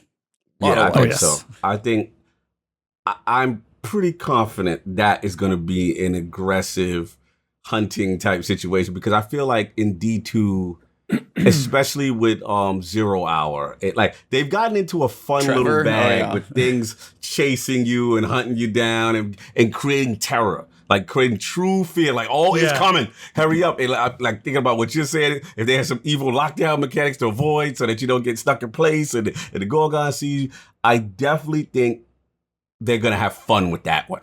That one, I am very curious if they get ambitious with it, with truly giving you fear when that gaze comes. They could do something kind of crazy, because you said 0 and made me think of something, because as you go through 0 hour, where Trevor is at, specifically that idea, you have the 4 switches you got to hit to open the door. What if when it comes to Vex, not switches, you got to get a couple people to stand on plates? You got to get a couple of people who know to stand on plates, get this unlocking tone. Then you guys can go for the final door run. You have to unlock the shield wall or something like that by getting to a couple different locations. Oh no, that one, they have a lot of potential in there just to complete, throw chaos in and see what absolutely happens, which I cannot wait to see what they do. That's one I think, as you said, there's a lot of potential for them to get really aggressive or make something that nobody sees coming. So I hope that one for sure is going to be mixed up. The Gorgons are kind of special, so I hope they're in there in some aspect, whether they're old Gorgons or some other time thing related to them. But I hope they're still there. Their sound effect still is terrifying. Whatever they do, and scream up every time. Yep. But when you get through that one, then we get to the jumps. So you finally pop out and you're like, oh, okay. And then there's that other, chest that you can run off to after that one when you fall way down if you make that jump and hold it and all that stuff. But then you have the shortest jumping puzzle that looks short, but then nobody makes it. Yeah, you have one guy make it and just sit there like, come on, guys. Like, come on, do this. It's like, I'm going to go cook some burgers. I'll be back when you guys are down. But I mean, even as a Titan, I mean, I remember I'd always wait. It would appear and I could do I think I would hit the first platform, the second platform, maybe the third, and then I could jump and go to the right. And I think Echo Doctrine said it in the bottom that you could, I would basically just fall all the way down and kind of just slow myself down a little bit so I wouldn't die. And you could land on the platform down there. So I don't think they're going to let you do that this time. I think there's definitely going to be either that, little area where you would land is just going to be gone and walled off, or they're just totally changing the way, the platforms spawn in, the location, all that, which is fun, man. Like, that's the thing. Like, I loved we mentioned even, was it Crota? Or no, King's Fall had the jumping puzzle, right? With the big swings and those platforms. Yes. Like, that stuff is just fun, man. It's a lot of fun. Oh yeah. Yeah, I think they'll have probably some of the most fun with that encounter. I agree. Yep. So after the jumping puzzle, which we expect to be different, I wonder if they'll use that little portal down on the bottom that people, kind of wonder from the Whisper of the Worm mission that everybody joked that you could see Vault through there. And it's the one where if you went down in Vault of Glass, you got to see that one. So all of those little teases and Easter eggs are there. Then we get to Gatekeeper. And most people just nuked him from the back. Yeah. Like, he was not exactly an encounter. He was just sitting in the back. Everybody sat back there, kind of sniped him from the doorway. Make sure you get your shots in. And then it opens up. Do you think they're going to make more out of that? Or is he just like mini boss before you get to the main event? Big Mark, what you think? Well, I was going to say, it was kind of funny. You mentioned Gatekeeper, and I was like, who? Like, I don't even remember that because that's how pointless that encounter was. It was just like, you just melted him instantly every time. So, I could see them doing that. I mean, why not? It just extends the raid a little bit more. Maybe put some sort of mechanic in him. I don't really know what it would be other than maybe just put more ads kind of around him. But I could see them doing that just to add a little flavor to it. Because, like I said, I mean, for many people, probably like me, he was just a nothing. Like, I actually forgot about the Gatekeeper because you would just wreck him immediately. So I could see them adding something. What it is, I don't know, but I could see them doing that. Yeah. And then same thing. Anything for you, Cog, on him? Just kind of see if something happens, you'll be basically surprised he's even a thing. Yeah. And then, of course, the big fight. So, all right, Mr. Vault of Glass. What do you think? Because this is one of the things that you love is splitting the team. I love it. Split it in half. You got the Oracle fight. You got to have the push Oracle Atheon off the ledge, right? You're gonna push him right off the ledge, and then pull out your get the land cable. Get your land cable. Get him to kneel down for Crota. I still can't believe that was figured out. That was still insane. I know how crazy. Just crazy. Atheon, what do you think? This is the one. They've got to do something iconic. Guardians make their own fate is probably one of the more popular Destiny sayings in the history of Destiny. I mean, Luke Smith used it when they got away from Activision. Bro, it's popular. So yeah, like that. I'm expecting. Maybe I'm getting myself too hyped, but that's the one I'm expecting all the stops. That fight is a great encounter, and I really expect them to really ramp up intensity, really ramp up, going to the different, locations of both teams to split up. Obviously the blur stuff and stuff. But yeah, I expect a fight forming before you go inside, and each team has to go in. I'm curious I'm almost confident ATL's getting a damage check. Like I'm almost I know people ain't gonna like it, but like they don't like the melting, right? So I'm very curious if it's gonna be a situation where they put checks, on his health bar. But yeah, I'm expecting something epic there. I can't put my finger on it, but just the sheer scope of it, they got to do something epic there. So I don't know. Yeah, I'm curious. What you think, man? What you think about?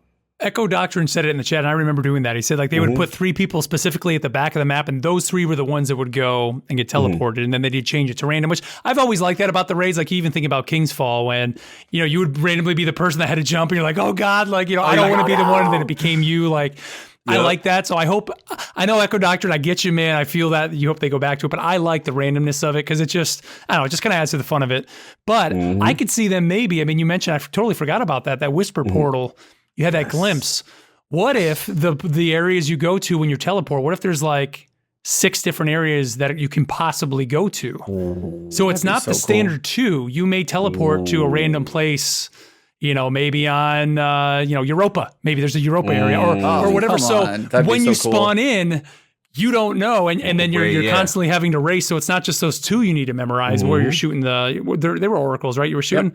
Yep. You gotta figure out where these new ones are. I could see them doing something like that, and then that just changes it. So and then having a bigger rotation of potential portals, plus then having it randomized, people that have maybe never been on Europa, that first time they see it, they're like, oh, man, I don't know where to go. And then everybody wipes, and then you do it again, and then they don't get teleported, but someone else gets teleported to wherever, Titan. Let's say suddenly Titan makes a quick little comeback, and it's a little Titan jumping puzzle. I think that would be cool. Or Oracle, portal. I could see them doing that. That would be cool. Because that's not a huge space they need to really make, and they could just utilize a long hallway essentially, or a corridor from an area from the previous maps, and maybe there's a way to kind of link that together. I think that would be cool. But that sounds kind of fun. Yeah, I mean, for you, so you got the platforms you got to sit on. There's probably going to be champions they'll throw in there while you defend the platforms. Obviously, build which location you go to. Then you get teleported in. You're like, okay, which one do we actually have to keep open and defend? More locations would be really good, because if it's just one or the other, then I guess I would wonder if there were more locations, how would you know which platform to hold down?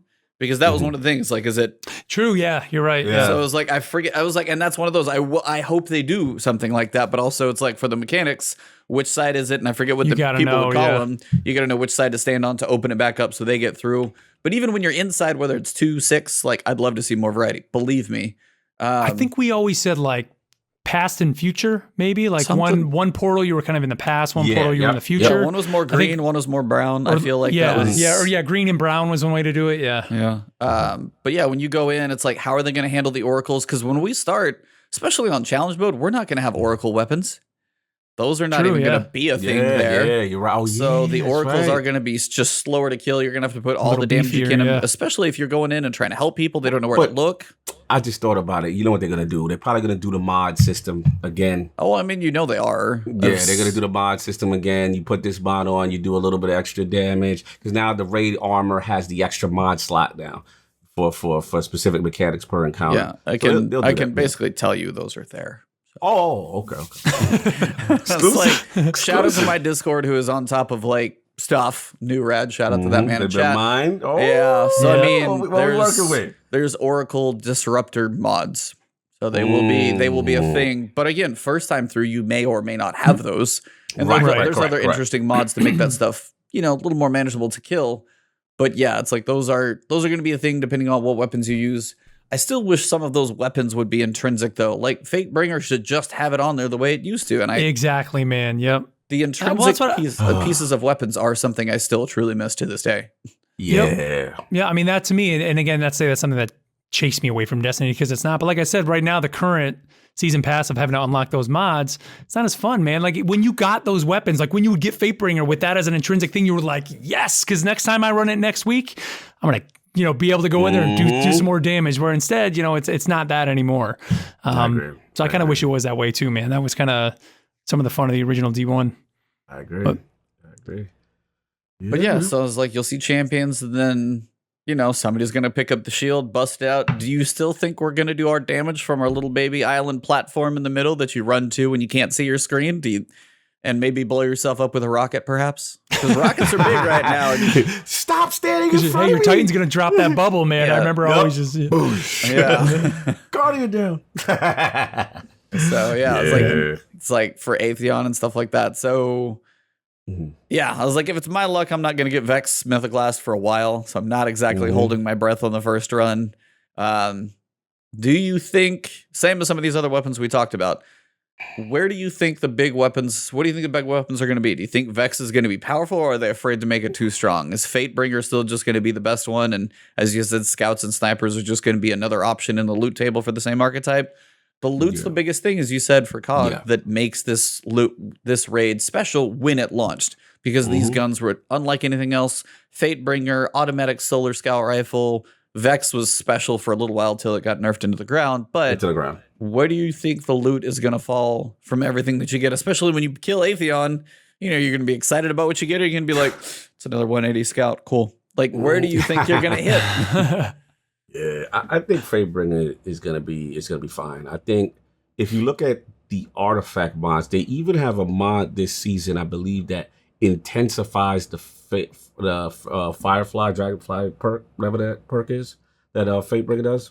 So yeah, I think it's gonna be fine. And remember, they even in the meta, the sandbox changes, they made again. What is it? Dragonfly, Firefly. What is it? Firefly is the new one coming with this season, but Dragonfly is what we've had.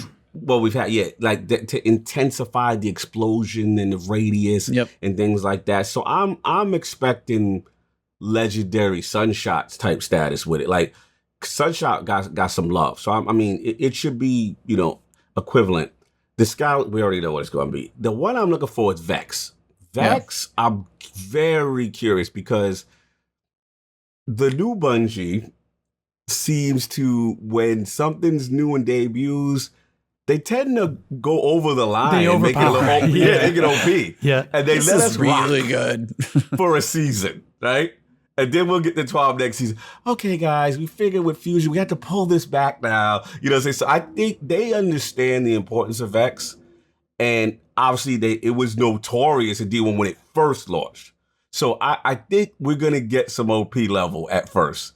And then they let us have fun with the season, then they'll put it back. But Vex is the one, man. They've got to do something cool with it.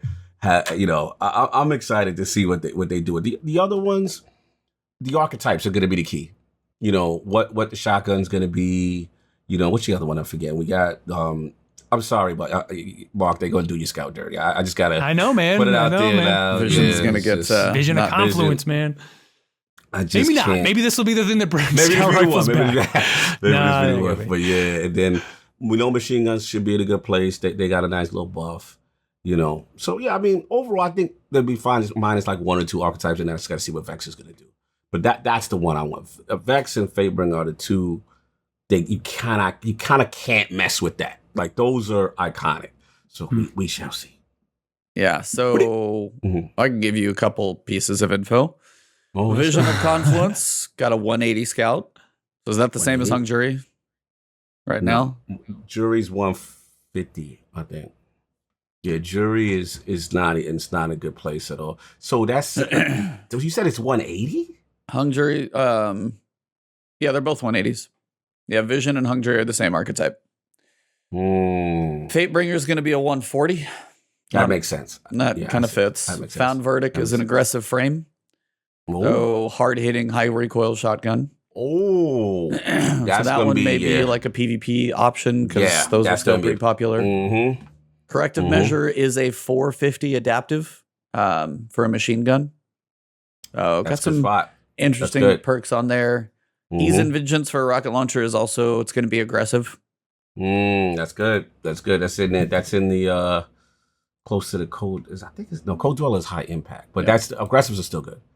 So those are the main ones that you can kind of see. So yeah. So I mean, it's like it'll kind of depend on where they fall in archetypes. It's like I'm kind of with you there as well. It's like Fatebringer should be solid. It's got potential with those explosions. That's part of for me though, and I think maybe Mark, why Destiny 1 still almost feels better sometimes when it comes to certain things. Certain things Destiny 2 is doing better, certain things Destiny 1, we've always go back and forth on this fun little joke. But when you pick up a Fatebringer, it had Firefly that was unique to it. It had the Oracle modifier right there on it intrinsically. And now I've got to go into this artifact that pisses me off because I'm looking at 25 mods, but I can't even unlock them all. So then if you do want to, then you got to reset it. Well, do I want to reset it just to toy around with this like explosion mod for Fatebringer? Is it that good? Some people are going to pay to do it. So, and then I'm going to have to go take a mod off somewhere else just to be able to try this. So much more goes into just as opposed to, hey, this cool weapon dropped. It's got some badass stuff to it. Sweet. Right.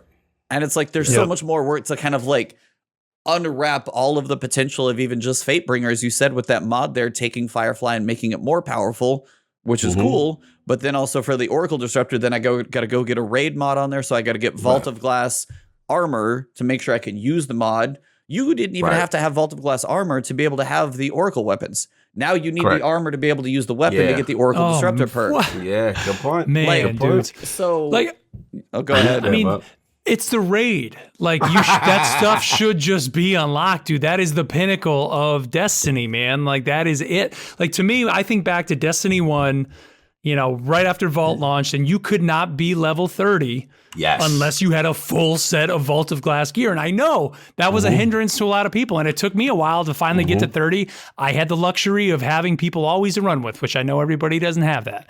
But like in this case, like that stuff should be unlocked, especially like, you get the armor. You should automatically have the armor as ornaments.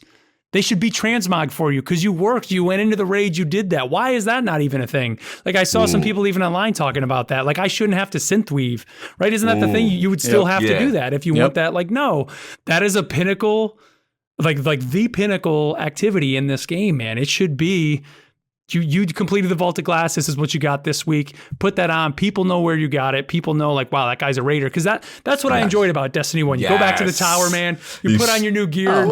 Half the time, even if you didn't have the full set, it's like, yeah, I'm walking around with a Titan head and the rest of my armor is, purples. But like, they know, wow, I got one, right? Yeah. He did a YAG. It was super excited. Like, and that excitement just seems to have been lost. I agree. In some of it, man. And I know people are going to lost. It's in tests ever. All the cool stuff is in tests. Now, there's one thing that I wanted to ask you guys because it's speculation from what I've seen, but in like kind of looking at some of these shaders, the way it reads on some of the Vault of Glass shaders is that once you beat Vault of Glass, you can go buy the shader in Eververse. In Eververse, but is that you have to beat the raid to unlock the ability to buy it in Eververse? Oh, so they've already been doing that with their jackets and rings you can buy, right? When you beat the raid, I mean, you're already spending a couple $100 on that. But what is the shaders? Are those is it shadow white? Like shadow those are purchased white, with something silver, or are they purchased with bright dust? Is some of the shaders. I know they're up to 300 bright dust now. Are those bright dust?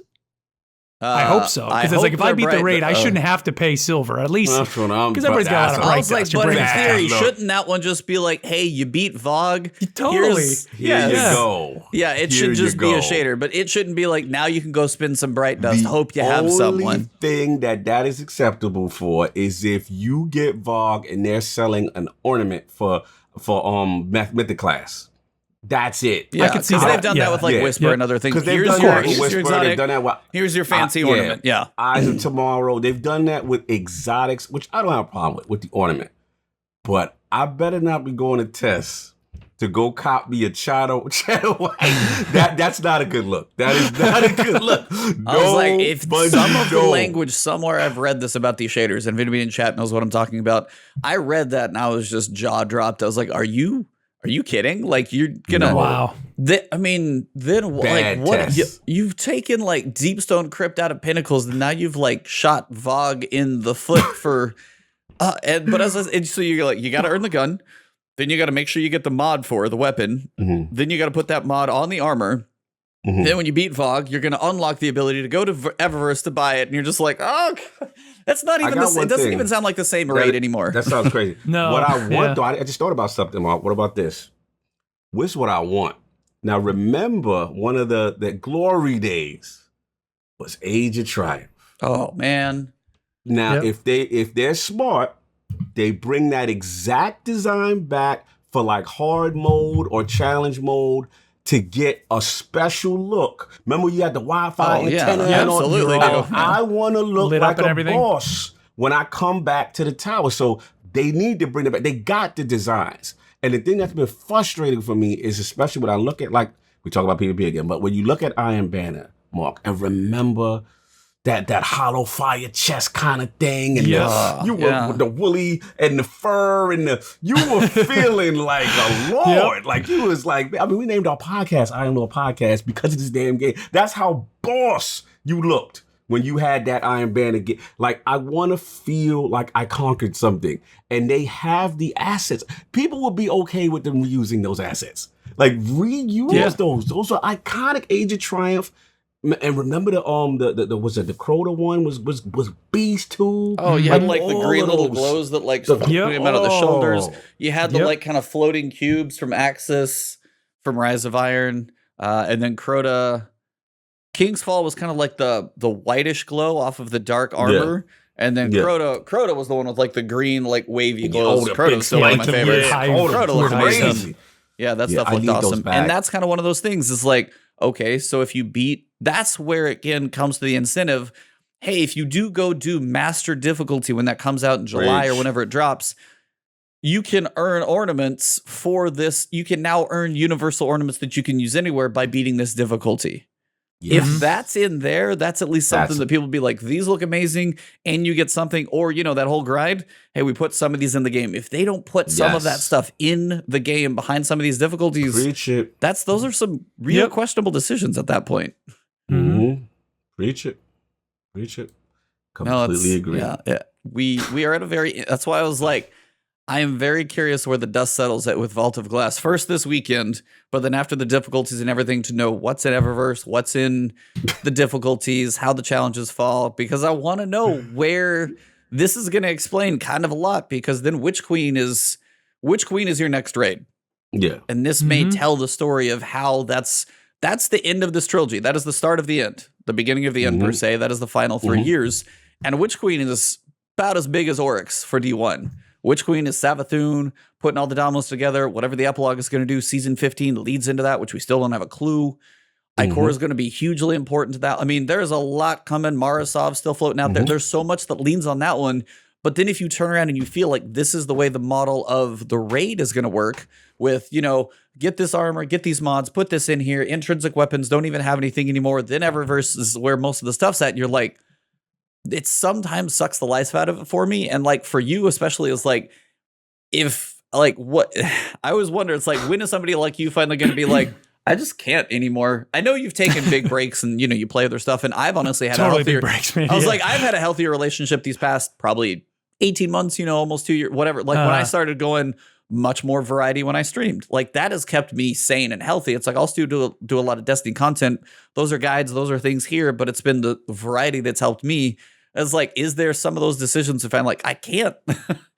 Yeah. I mean, you know, for me, man, like I said, it was always logging in, getting those new, well, I say what kept me coming back outside of just the podcast was like getting these new places to explore and this new stuff to experience. And instead, you know, just the constant grind for new mods to, you know, just do the harder difficulty content just kind of fizzled out for me. You know, I just kind of lost the drive to keep doing that. And that's kind of where I am with it now. So I log in, you know, when the new expansions come out, I purchased every single one, check out those new story contents. Like I said, last season, didn't even buy any of the seasons. This season, I bought the season pass, and I'm usually there the day that it launches, check out kind of what's new, and then, you know, just kind of falling away. I've checked in like last season, for the first 3 weeks, I think I was there every Tuesday and kind of keeping up with it, and then kind of fizzled out, dipped back every once in a while. And then this season, I mean, I played last Tuesday, but I didn't play this Tuesday. You know, so I don't know. Well, part of that is because I'm totally, you know, hanging out in a galaxy with a little Commander Shepard and kind of doing all that, reliving all that stuff again. And it's like, let's see, do I want this amazing, incredible story that I'm kind of reliving again, or do I just want to go, you know, grind the same content over and over? I'm going to go do some Mass Effect. So that's got my time right now. But that Mass Effect is glorious. Yep. If you've never played Mass Effect, go play it, guys. I'm telling you. No, I know. I have never actually touched it. So that's why I was like, I have it downloaded. I'm ready. It's like, I'm just trying to find the right time, because I got to a point where I waited long enough. And then there was this like rumor, like they're going to do a remaster. I was like, well, I got to wait for that. So now finally at some point, and I was like, you know, got Biomutant coming out literally on Tuesday and stuff. So there's some cool stuff I want to check out. And that one looks like a really cool single player, you know, crazy. Kind of neat. Yeah. Looks like Rocket Raccoon Kung Fu Adventure. So the best way I can describe it, just kind of goofy. Yep. So that one's fun, but it's like in some of the downtime and places. No, that's a must. And that's just one of those for me, because I want to play it on stream and things of that nature. That's like, I just got to pick like my fairly open, like Wednesdays. Usually I got some time, and that's just going to start to be like just the Wednesday playthrough and just work through the whole thing. Cause I have heard between so many people, you guys, and then even one of my best friends doesn't even use, he will skip story cutscenes and literally just a beeline through every game he ever plays, which, you know, sometimes bugs me. Still one of his favorite games. And I'm like, if it gets him, like, then it's like, okay, I know. So I got. I mean, it's like, imagine, I mean, Destiny launched, and sure, they had created somewhat of a universe, but it was very obtuse, and you had to, go to the Grimoire. And now we're at a point where you know the world and all that of Destiny, but it took a while to get there. Yes. Mass Effect, like from day one, I mean, I remember reading the prequel novel, and then like when you jump into it, dude, there is like, they created that world and the universe and history and everything before they even did the game. Yes. And when the first game still, I'll tell you, it feels a little bit dated, but but you're there for the story, man. You're there for that world, and it feels lived in. And then, I mean, by the time you get to 2 is like one of the greatest games of all time, dude. Talk that talk, baby. That's what I'm talking about. The story is incredible. So, like, it's, especially if you're a Star Wars fan, because this is the same team that did Star Wars Knights of the Old Republic, and they didn't want to pay for the license anymore, do the licensing with Star Wars, so they said, okay, we're going to create our own universe. And that's what they did. And Mass Effect is the trilogy. Amazing. Andromeda is its own beast. For now, stay away from Andromeda. But it's its own thing. The Mass Effect the trilogy is great. The trilogy is incredible. I agree. Yeah, it's absolutely amazing. World building from the minute, when I knew it was something different, just the minute you open up the codec and you hear the narrator telling you about these races, about relationships, about just so much great world building. Like it's tremendous. And then the character, it's I know. Believe me, I know. I'm going to stay on you with this. Like, here's something I'm going to tell you too, man. Right now, this is kind of a shout out to another podcast, but let's go. Before this came out a couple weeks ago, I just was looking for some Mass Effect stuff. There's a podcast called the Mass Effect Lorecast, of course. Okay. He's only like maybe 7-8 episodes in, but he has a kind of a network of other kind of lore shows. Yeah, they're crushing it, dude. Like it totally has just made my replaying of this. Oh, I gotta watch that much better. Now, if you there are spoilers, obviously, because he's kind of they're going through everything about each race and all that. So, but being someone who's played it before, it's made this playthrough now just that much better. Yeah. So, if people are listening to this, if you haven't checked it out, the Mass Effect Lorecast, I think Robots is the guy's name that runs it. Go check it out. It's awesome. It's great. Each episode's like 45, 50 minutes long, focuses on one of the races, gets into all their history, and it just blows my mind the history that is there for this game. It's awesome. Yeah. Breaking news. Shout out to Aries, of course, on top of it. There's the Challenge XP clarification. Says it dropped literally 0 hours ago, apparently this morning. So I'm just going to read this thing live on air. It's like, shout out to everybody watching the world. We've noticed some confusion around seasonal Challenge XP payouts. This season wanted to clear up some miscommunication on our part. First, there was a bug last season where players who had earned XP bonuses from Season 12 Season Pass did not have these bonuses reset at the start of Season 13. This carryover resulted in Season 13 challenges paying out much greater experience than intended. I did actually wonder every so often to get like 2 levels from one challenge. Rather than opt to fix the bug mid-season, we decided to leave it in place and let players continue to benefit from it. We mistakenly did not acknowledge this during Season 13, and we missed it in the 3.2.0 patch for 14. The change we did call out in 3.2.0 patch was the addition of new XP payout size for seasonal challenges called Extra Large XP. This payout is comparable to the amount of XP the players need to earn to complete half a Season Pass rank. With the addition of these Extra Large XP payouts, we also changed the overall naming convention. The reason we moved to the new naming convention was to better highlight that the XP payouts from the challenges were larger than from other bounties and activities that show XP as a reward. We did not clearly explain this change, nor was the new naming convention easy to understand. These name changes led to confusion as players began tackling the Week 1 challenges. We understand and agree that Season 14 name changes are confusing, and the team is looking to update the names for clarity in a future patch. For the time being, here's a quick look at how seasonal challenge XP payouts have been updated. So in Season 13, it's blank is now extra large, so it's half a rank. Season 13 was XP, now it's 2 times XP, so that's 1.0 ranks. Season 14 is times 4 extra large XP, that's 2 ranks. And then 4x XP, which is times 8 extra large XP, it's 4 ranks. So it may fluctuate depending on XP bonuses and stuff like that. Seasonal challenges are still your go-to source for consistent XP. Players who complete all seasonal challenges will still exceed level 11 in the season or level 100 in the season pass. We know XP in Destiny can be confusing, shocking, sometimes to the point that we miss things ourselves. We apologize for the confusion of these changes. And in all in all, between the shifts of the seasonal XP challenges, payouts, and XP bonus bug, we expect players to earn XP and progress through the season pass at a similar rate to they did in Season 12. We'll keep an eye on data and your feedback and let you know if we make any changes for this season or in Season 15. Just when we were talking about XP bugs and things like that came up, here's a little bit of a bug. It's more clarification. But yeah, I kind of actually wanted to ask you, as you jump back every so often, is that new seasonal challenge model versus the weekly bounties and stuff like that, is that something that do you like that one where you can come back and catch up? Do you even care about the difference? Don't even know it's there.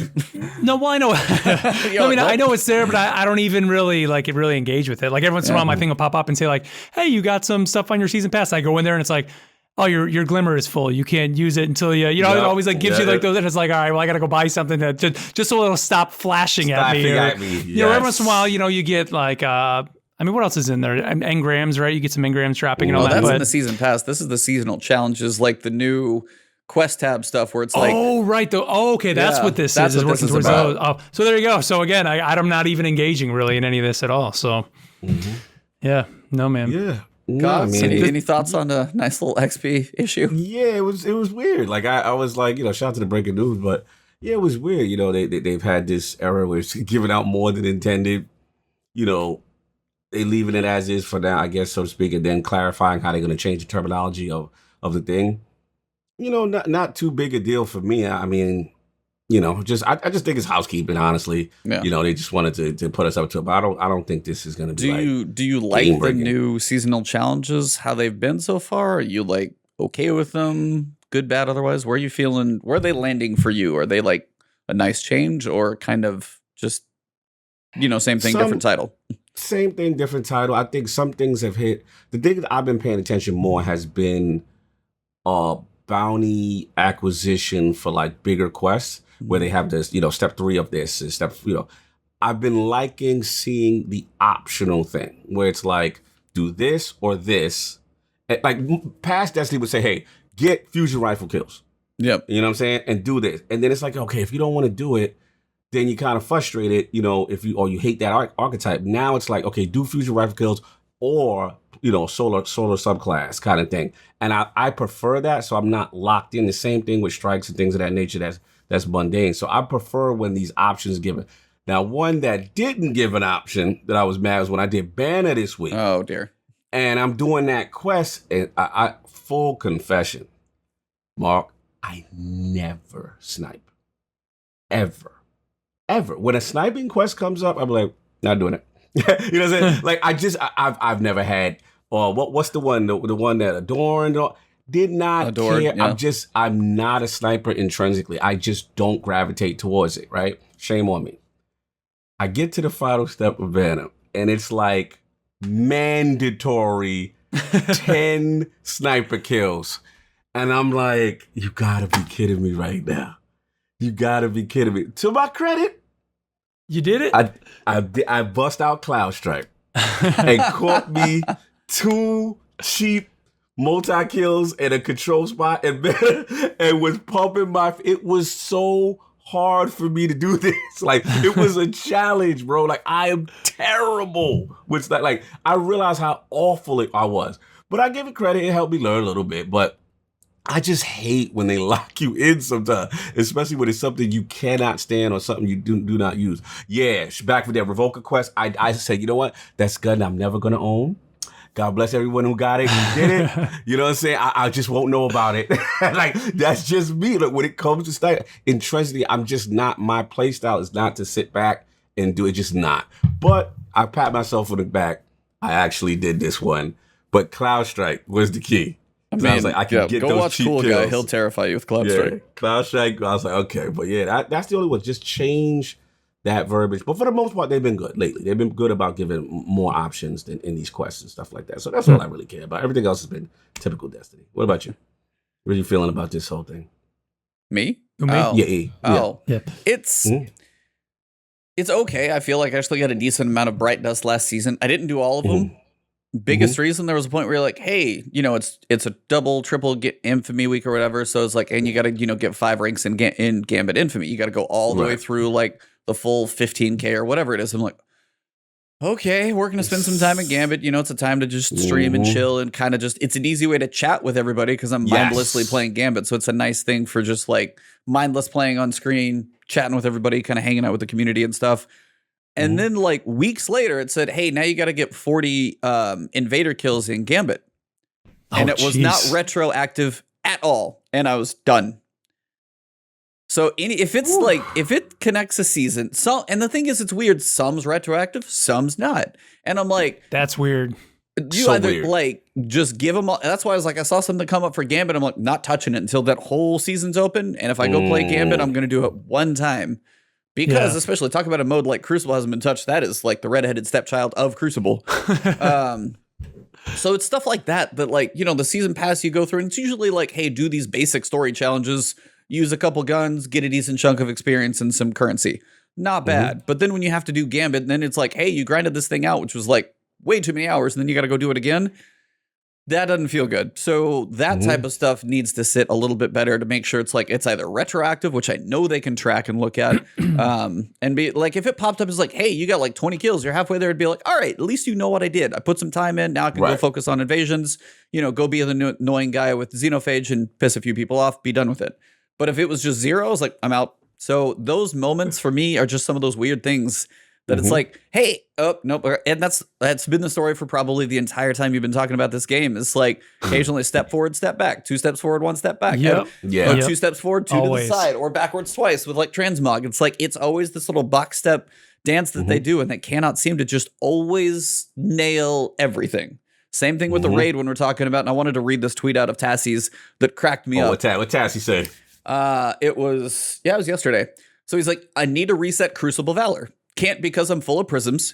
Can't buy a shard with prisms because I'm full of shards. Spin the shards on mediocre exotic. Can't buy a shard because he doesn't have the 50,000 glimmer. Go to Spider to buy glimmer. Buy a shard, collect prisms, collect shard, reset Crucible Valor. I'm like, Jesus. for one, you're not. Jeez, man. Jesus, Paul. Because you have to go through and like take every reward before you can reset and pull the other thing. But if you're sitting there with currency because you're like, I don't want to just dump it into crap. Yeah. I was like, and then if you don't have the glimmer to buy I laughed at that one because I've been through that exact same step and I just had to call it out. It's one of those weird ones. So that's funny. Yeah. And there's areas, it's like I delete prisms when I can't get them from vendors. It's just like, and then now the fact that with unsunsetting, we are like, everybo's talking about vault space once again, because now that's being a cap for those of us who like to hold on to things. It's being an issue because now we can keep it forever. There tends to be this good and bad. So it's like having a healthy relationship with this game, not living it anymore has honestly been, sounds like for one, a good thing for you because, it's freed up your world, but also a good thing for me as well. It's like making it like, your Tuesday reset, keep up with the story. And then sometimes not even Tuesdays. If it's going to be like week 12 this season, when there's not much going on, I'm going to be that's like just Mass Effect for the whole damn week. And that's what those times are for. Yep. So let's go. Yeah. And you know what, like you said earlier, Cognito, like Destiny, when it's good, man, like it has its hooks in you. And we know it'll be good again. It's like, so there and always you have those moments where, hey, maybe it is just your Tuesday game, but there's going to come a time, in the future that this is going to be your absolutely play for days, play for hours on days. It's just, it's the way absolutely. It is. And to me, like I said, I feel as a gamer, I'm in a healthier place. Like I'm playing more variety of my games, you know what I'm saying? And then I'll have my 3 to 4 day lockdown period when I'm really working on something in Destiny. I really want something, or something really appeals to me in the meta. And for right now, the only thing I did is I just prepped for Vault and like what I'm going to come in there with, right? And I think right now I love the artifact setup, with a lot of mods for Warmind cell builds. And I'm really liking what I'm seeing, especially the rocket launcher stuff. I'm seeing a lot of void splash damage stuff. So I got some builds in my mind that I'm like, I want to try this stuff out when I get in there. But once I get that, then I'm like, okay, I'm good. Time for Mass Effect, time for this game, time for that game.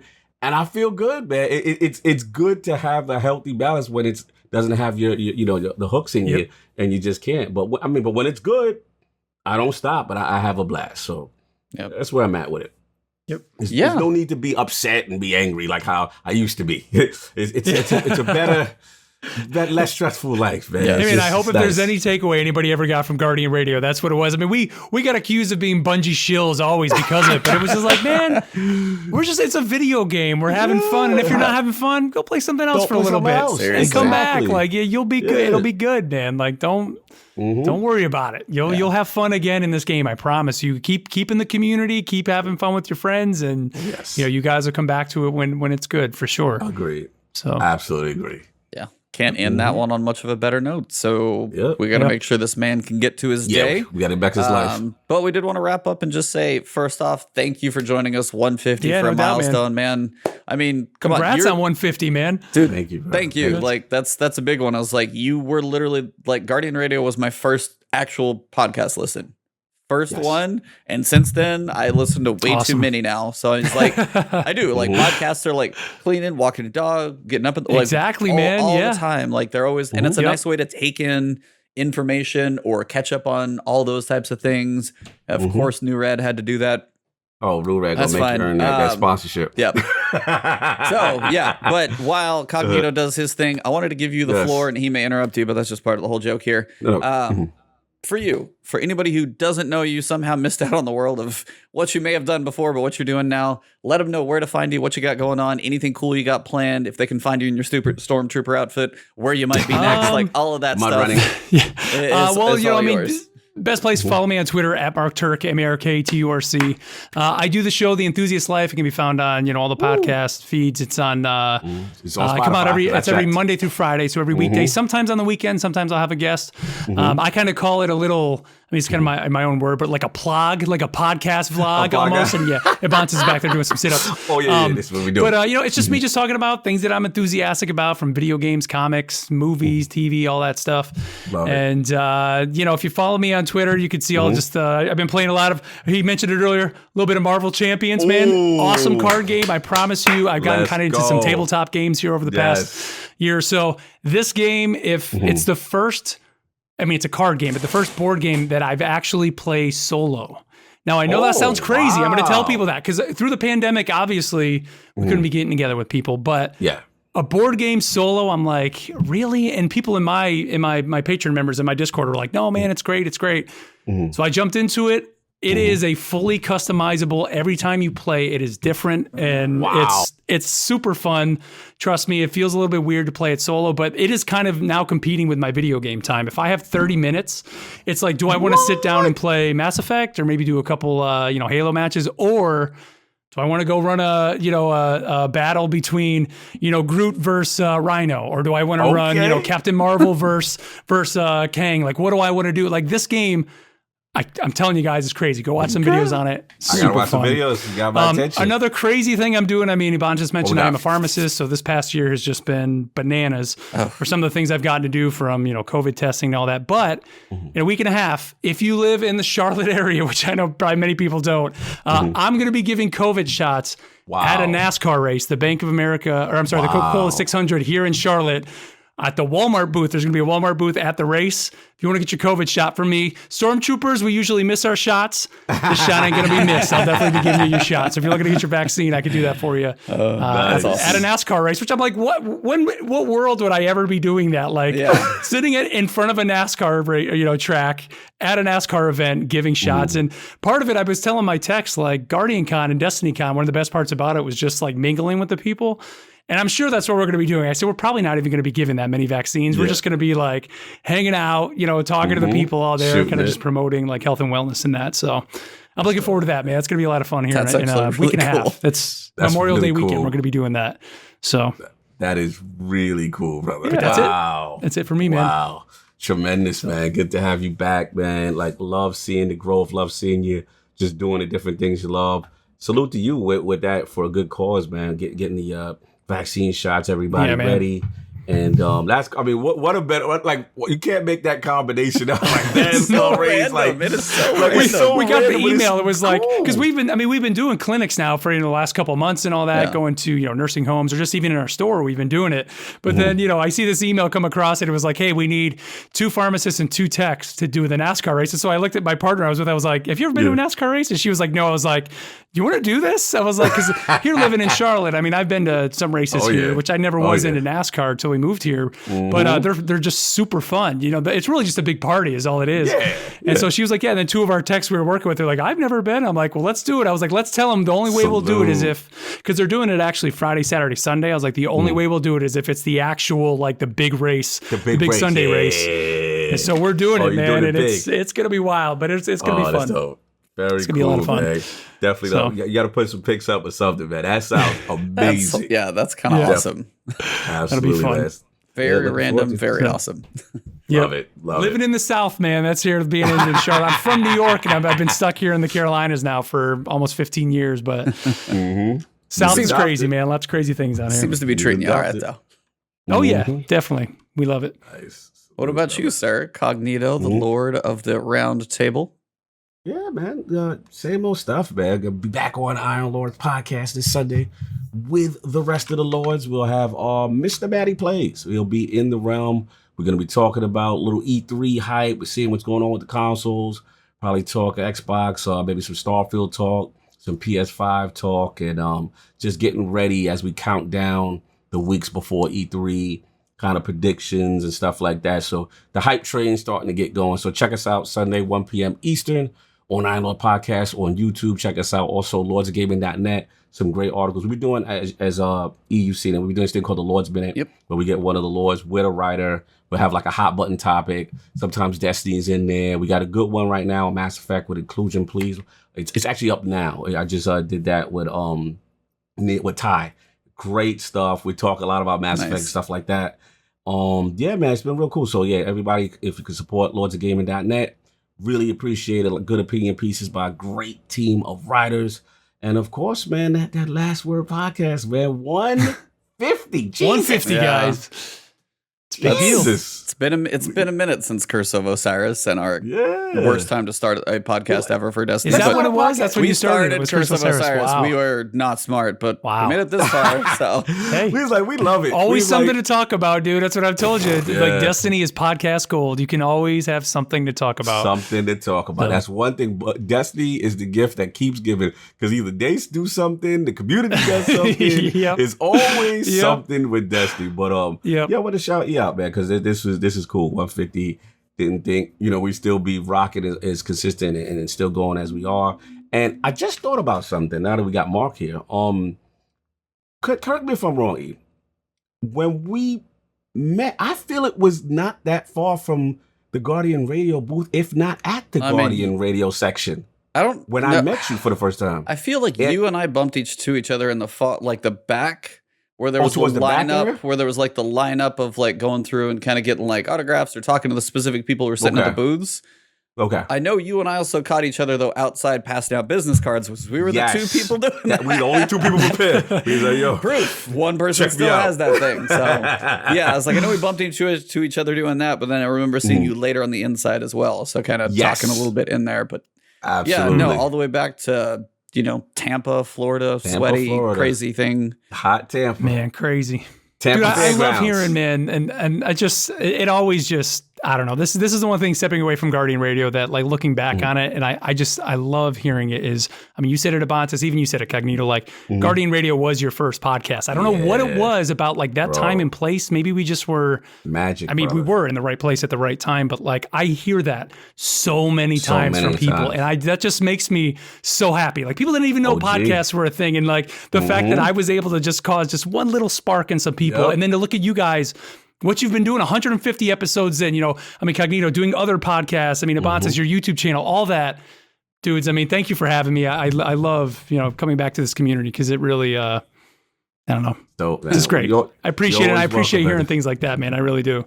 Yeah, you guys OGs, man. You guys OGs in the space. And it was always cool to see, like, yo, that can be done. Like, and being inspiring to a lot in the community. You guys don't realize you influence so many. And again, it was so cool to have you for this one because I'm like, oh, we got Vog, we got the OG in here.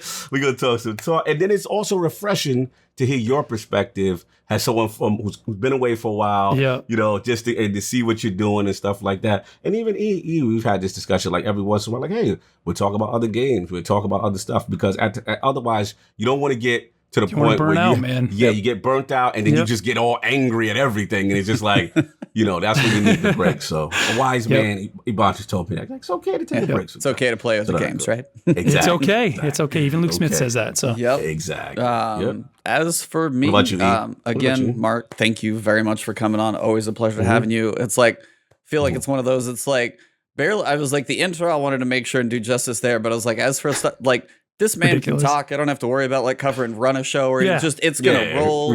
It's like so easy, like, and it's just one of those like he does this in his time. But I wanted to shout you out as well because I was catching up on some of your enthusiast life. Shouted us out on there saying you were going to be on, man. Like not even required at all. Just be like, hey, I'm going to be on the Last Word pod. Like in yours, I'm like, thank you. Like that's professional. Like course, that type. man. I know, but like that type of kindness is like it's just like. Never asked, not at all. And it was just like, I was blown away. And I just like, and just think like, from when I met you there, from like talking to you, like when we were having wings the night before and all that stuff since then, you've always been just an awesome guy. And it's like, and it's always a pleasure to have you on. So can't say it enough. All right. You're welcome, man.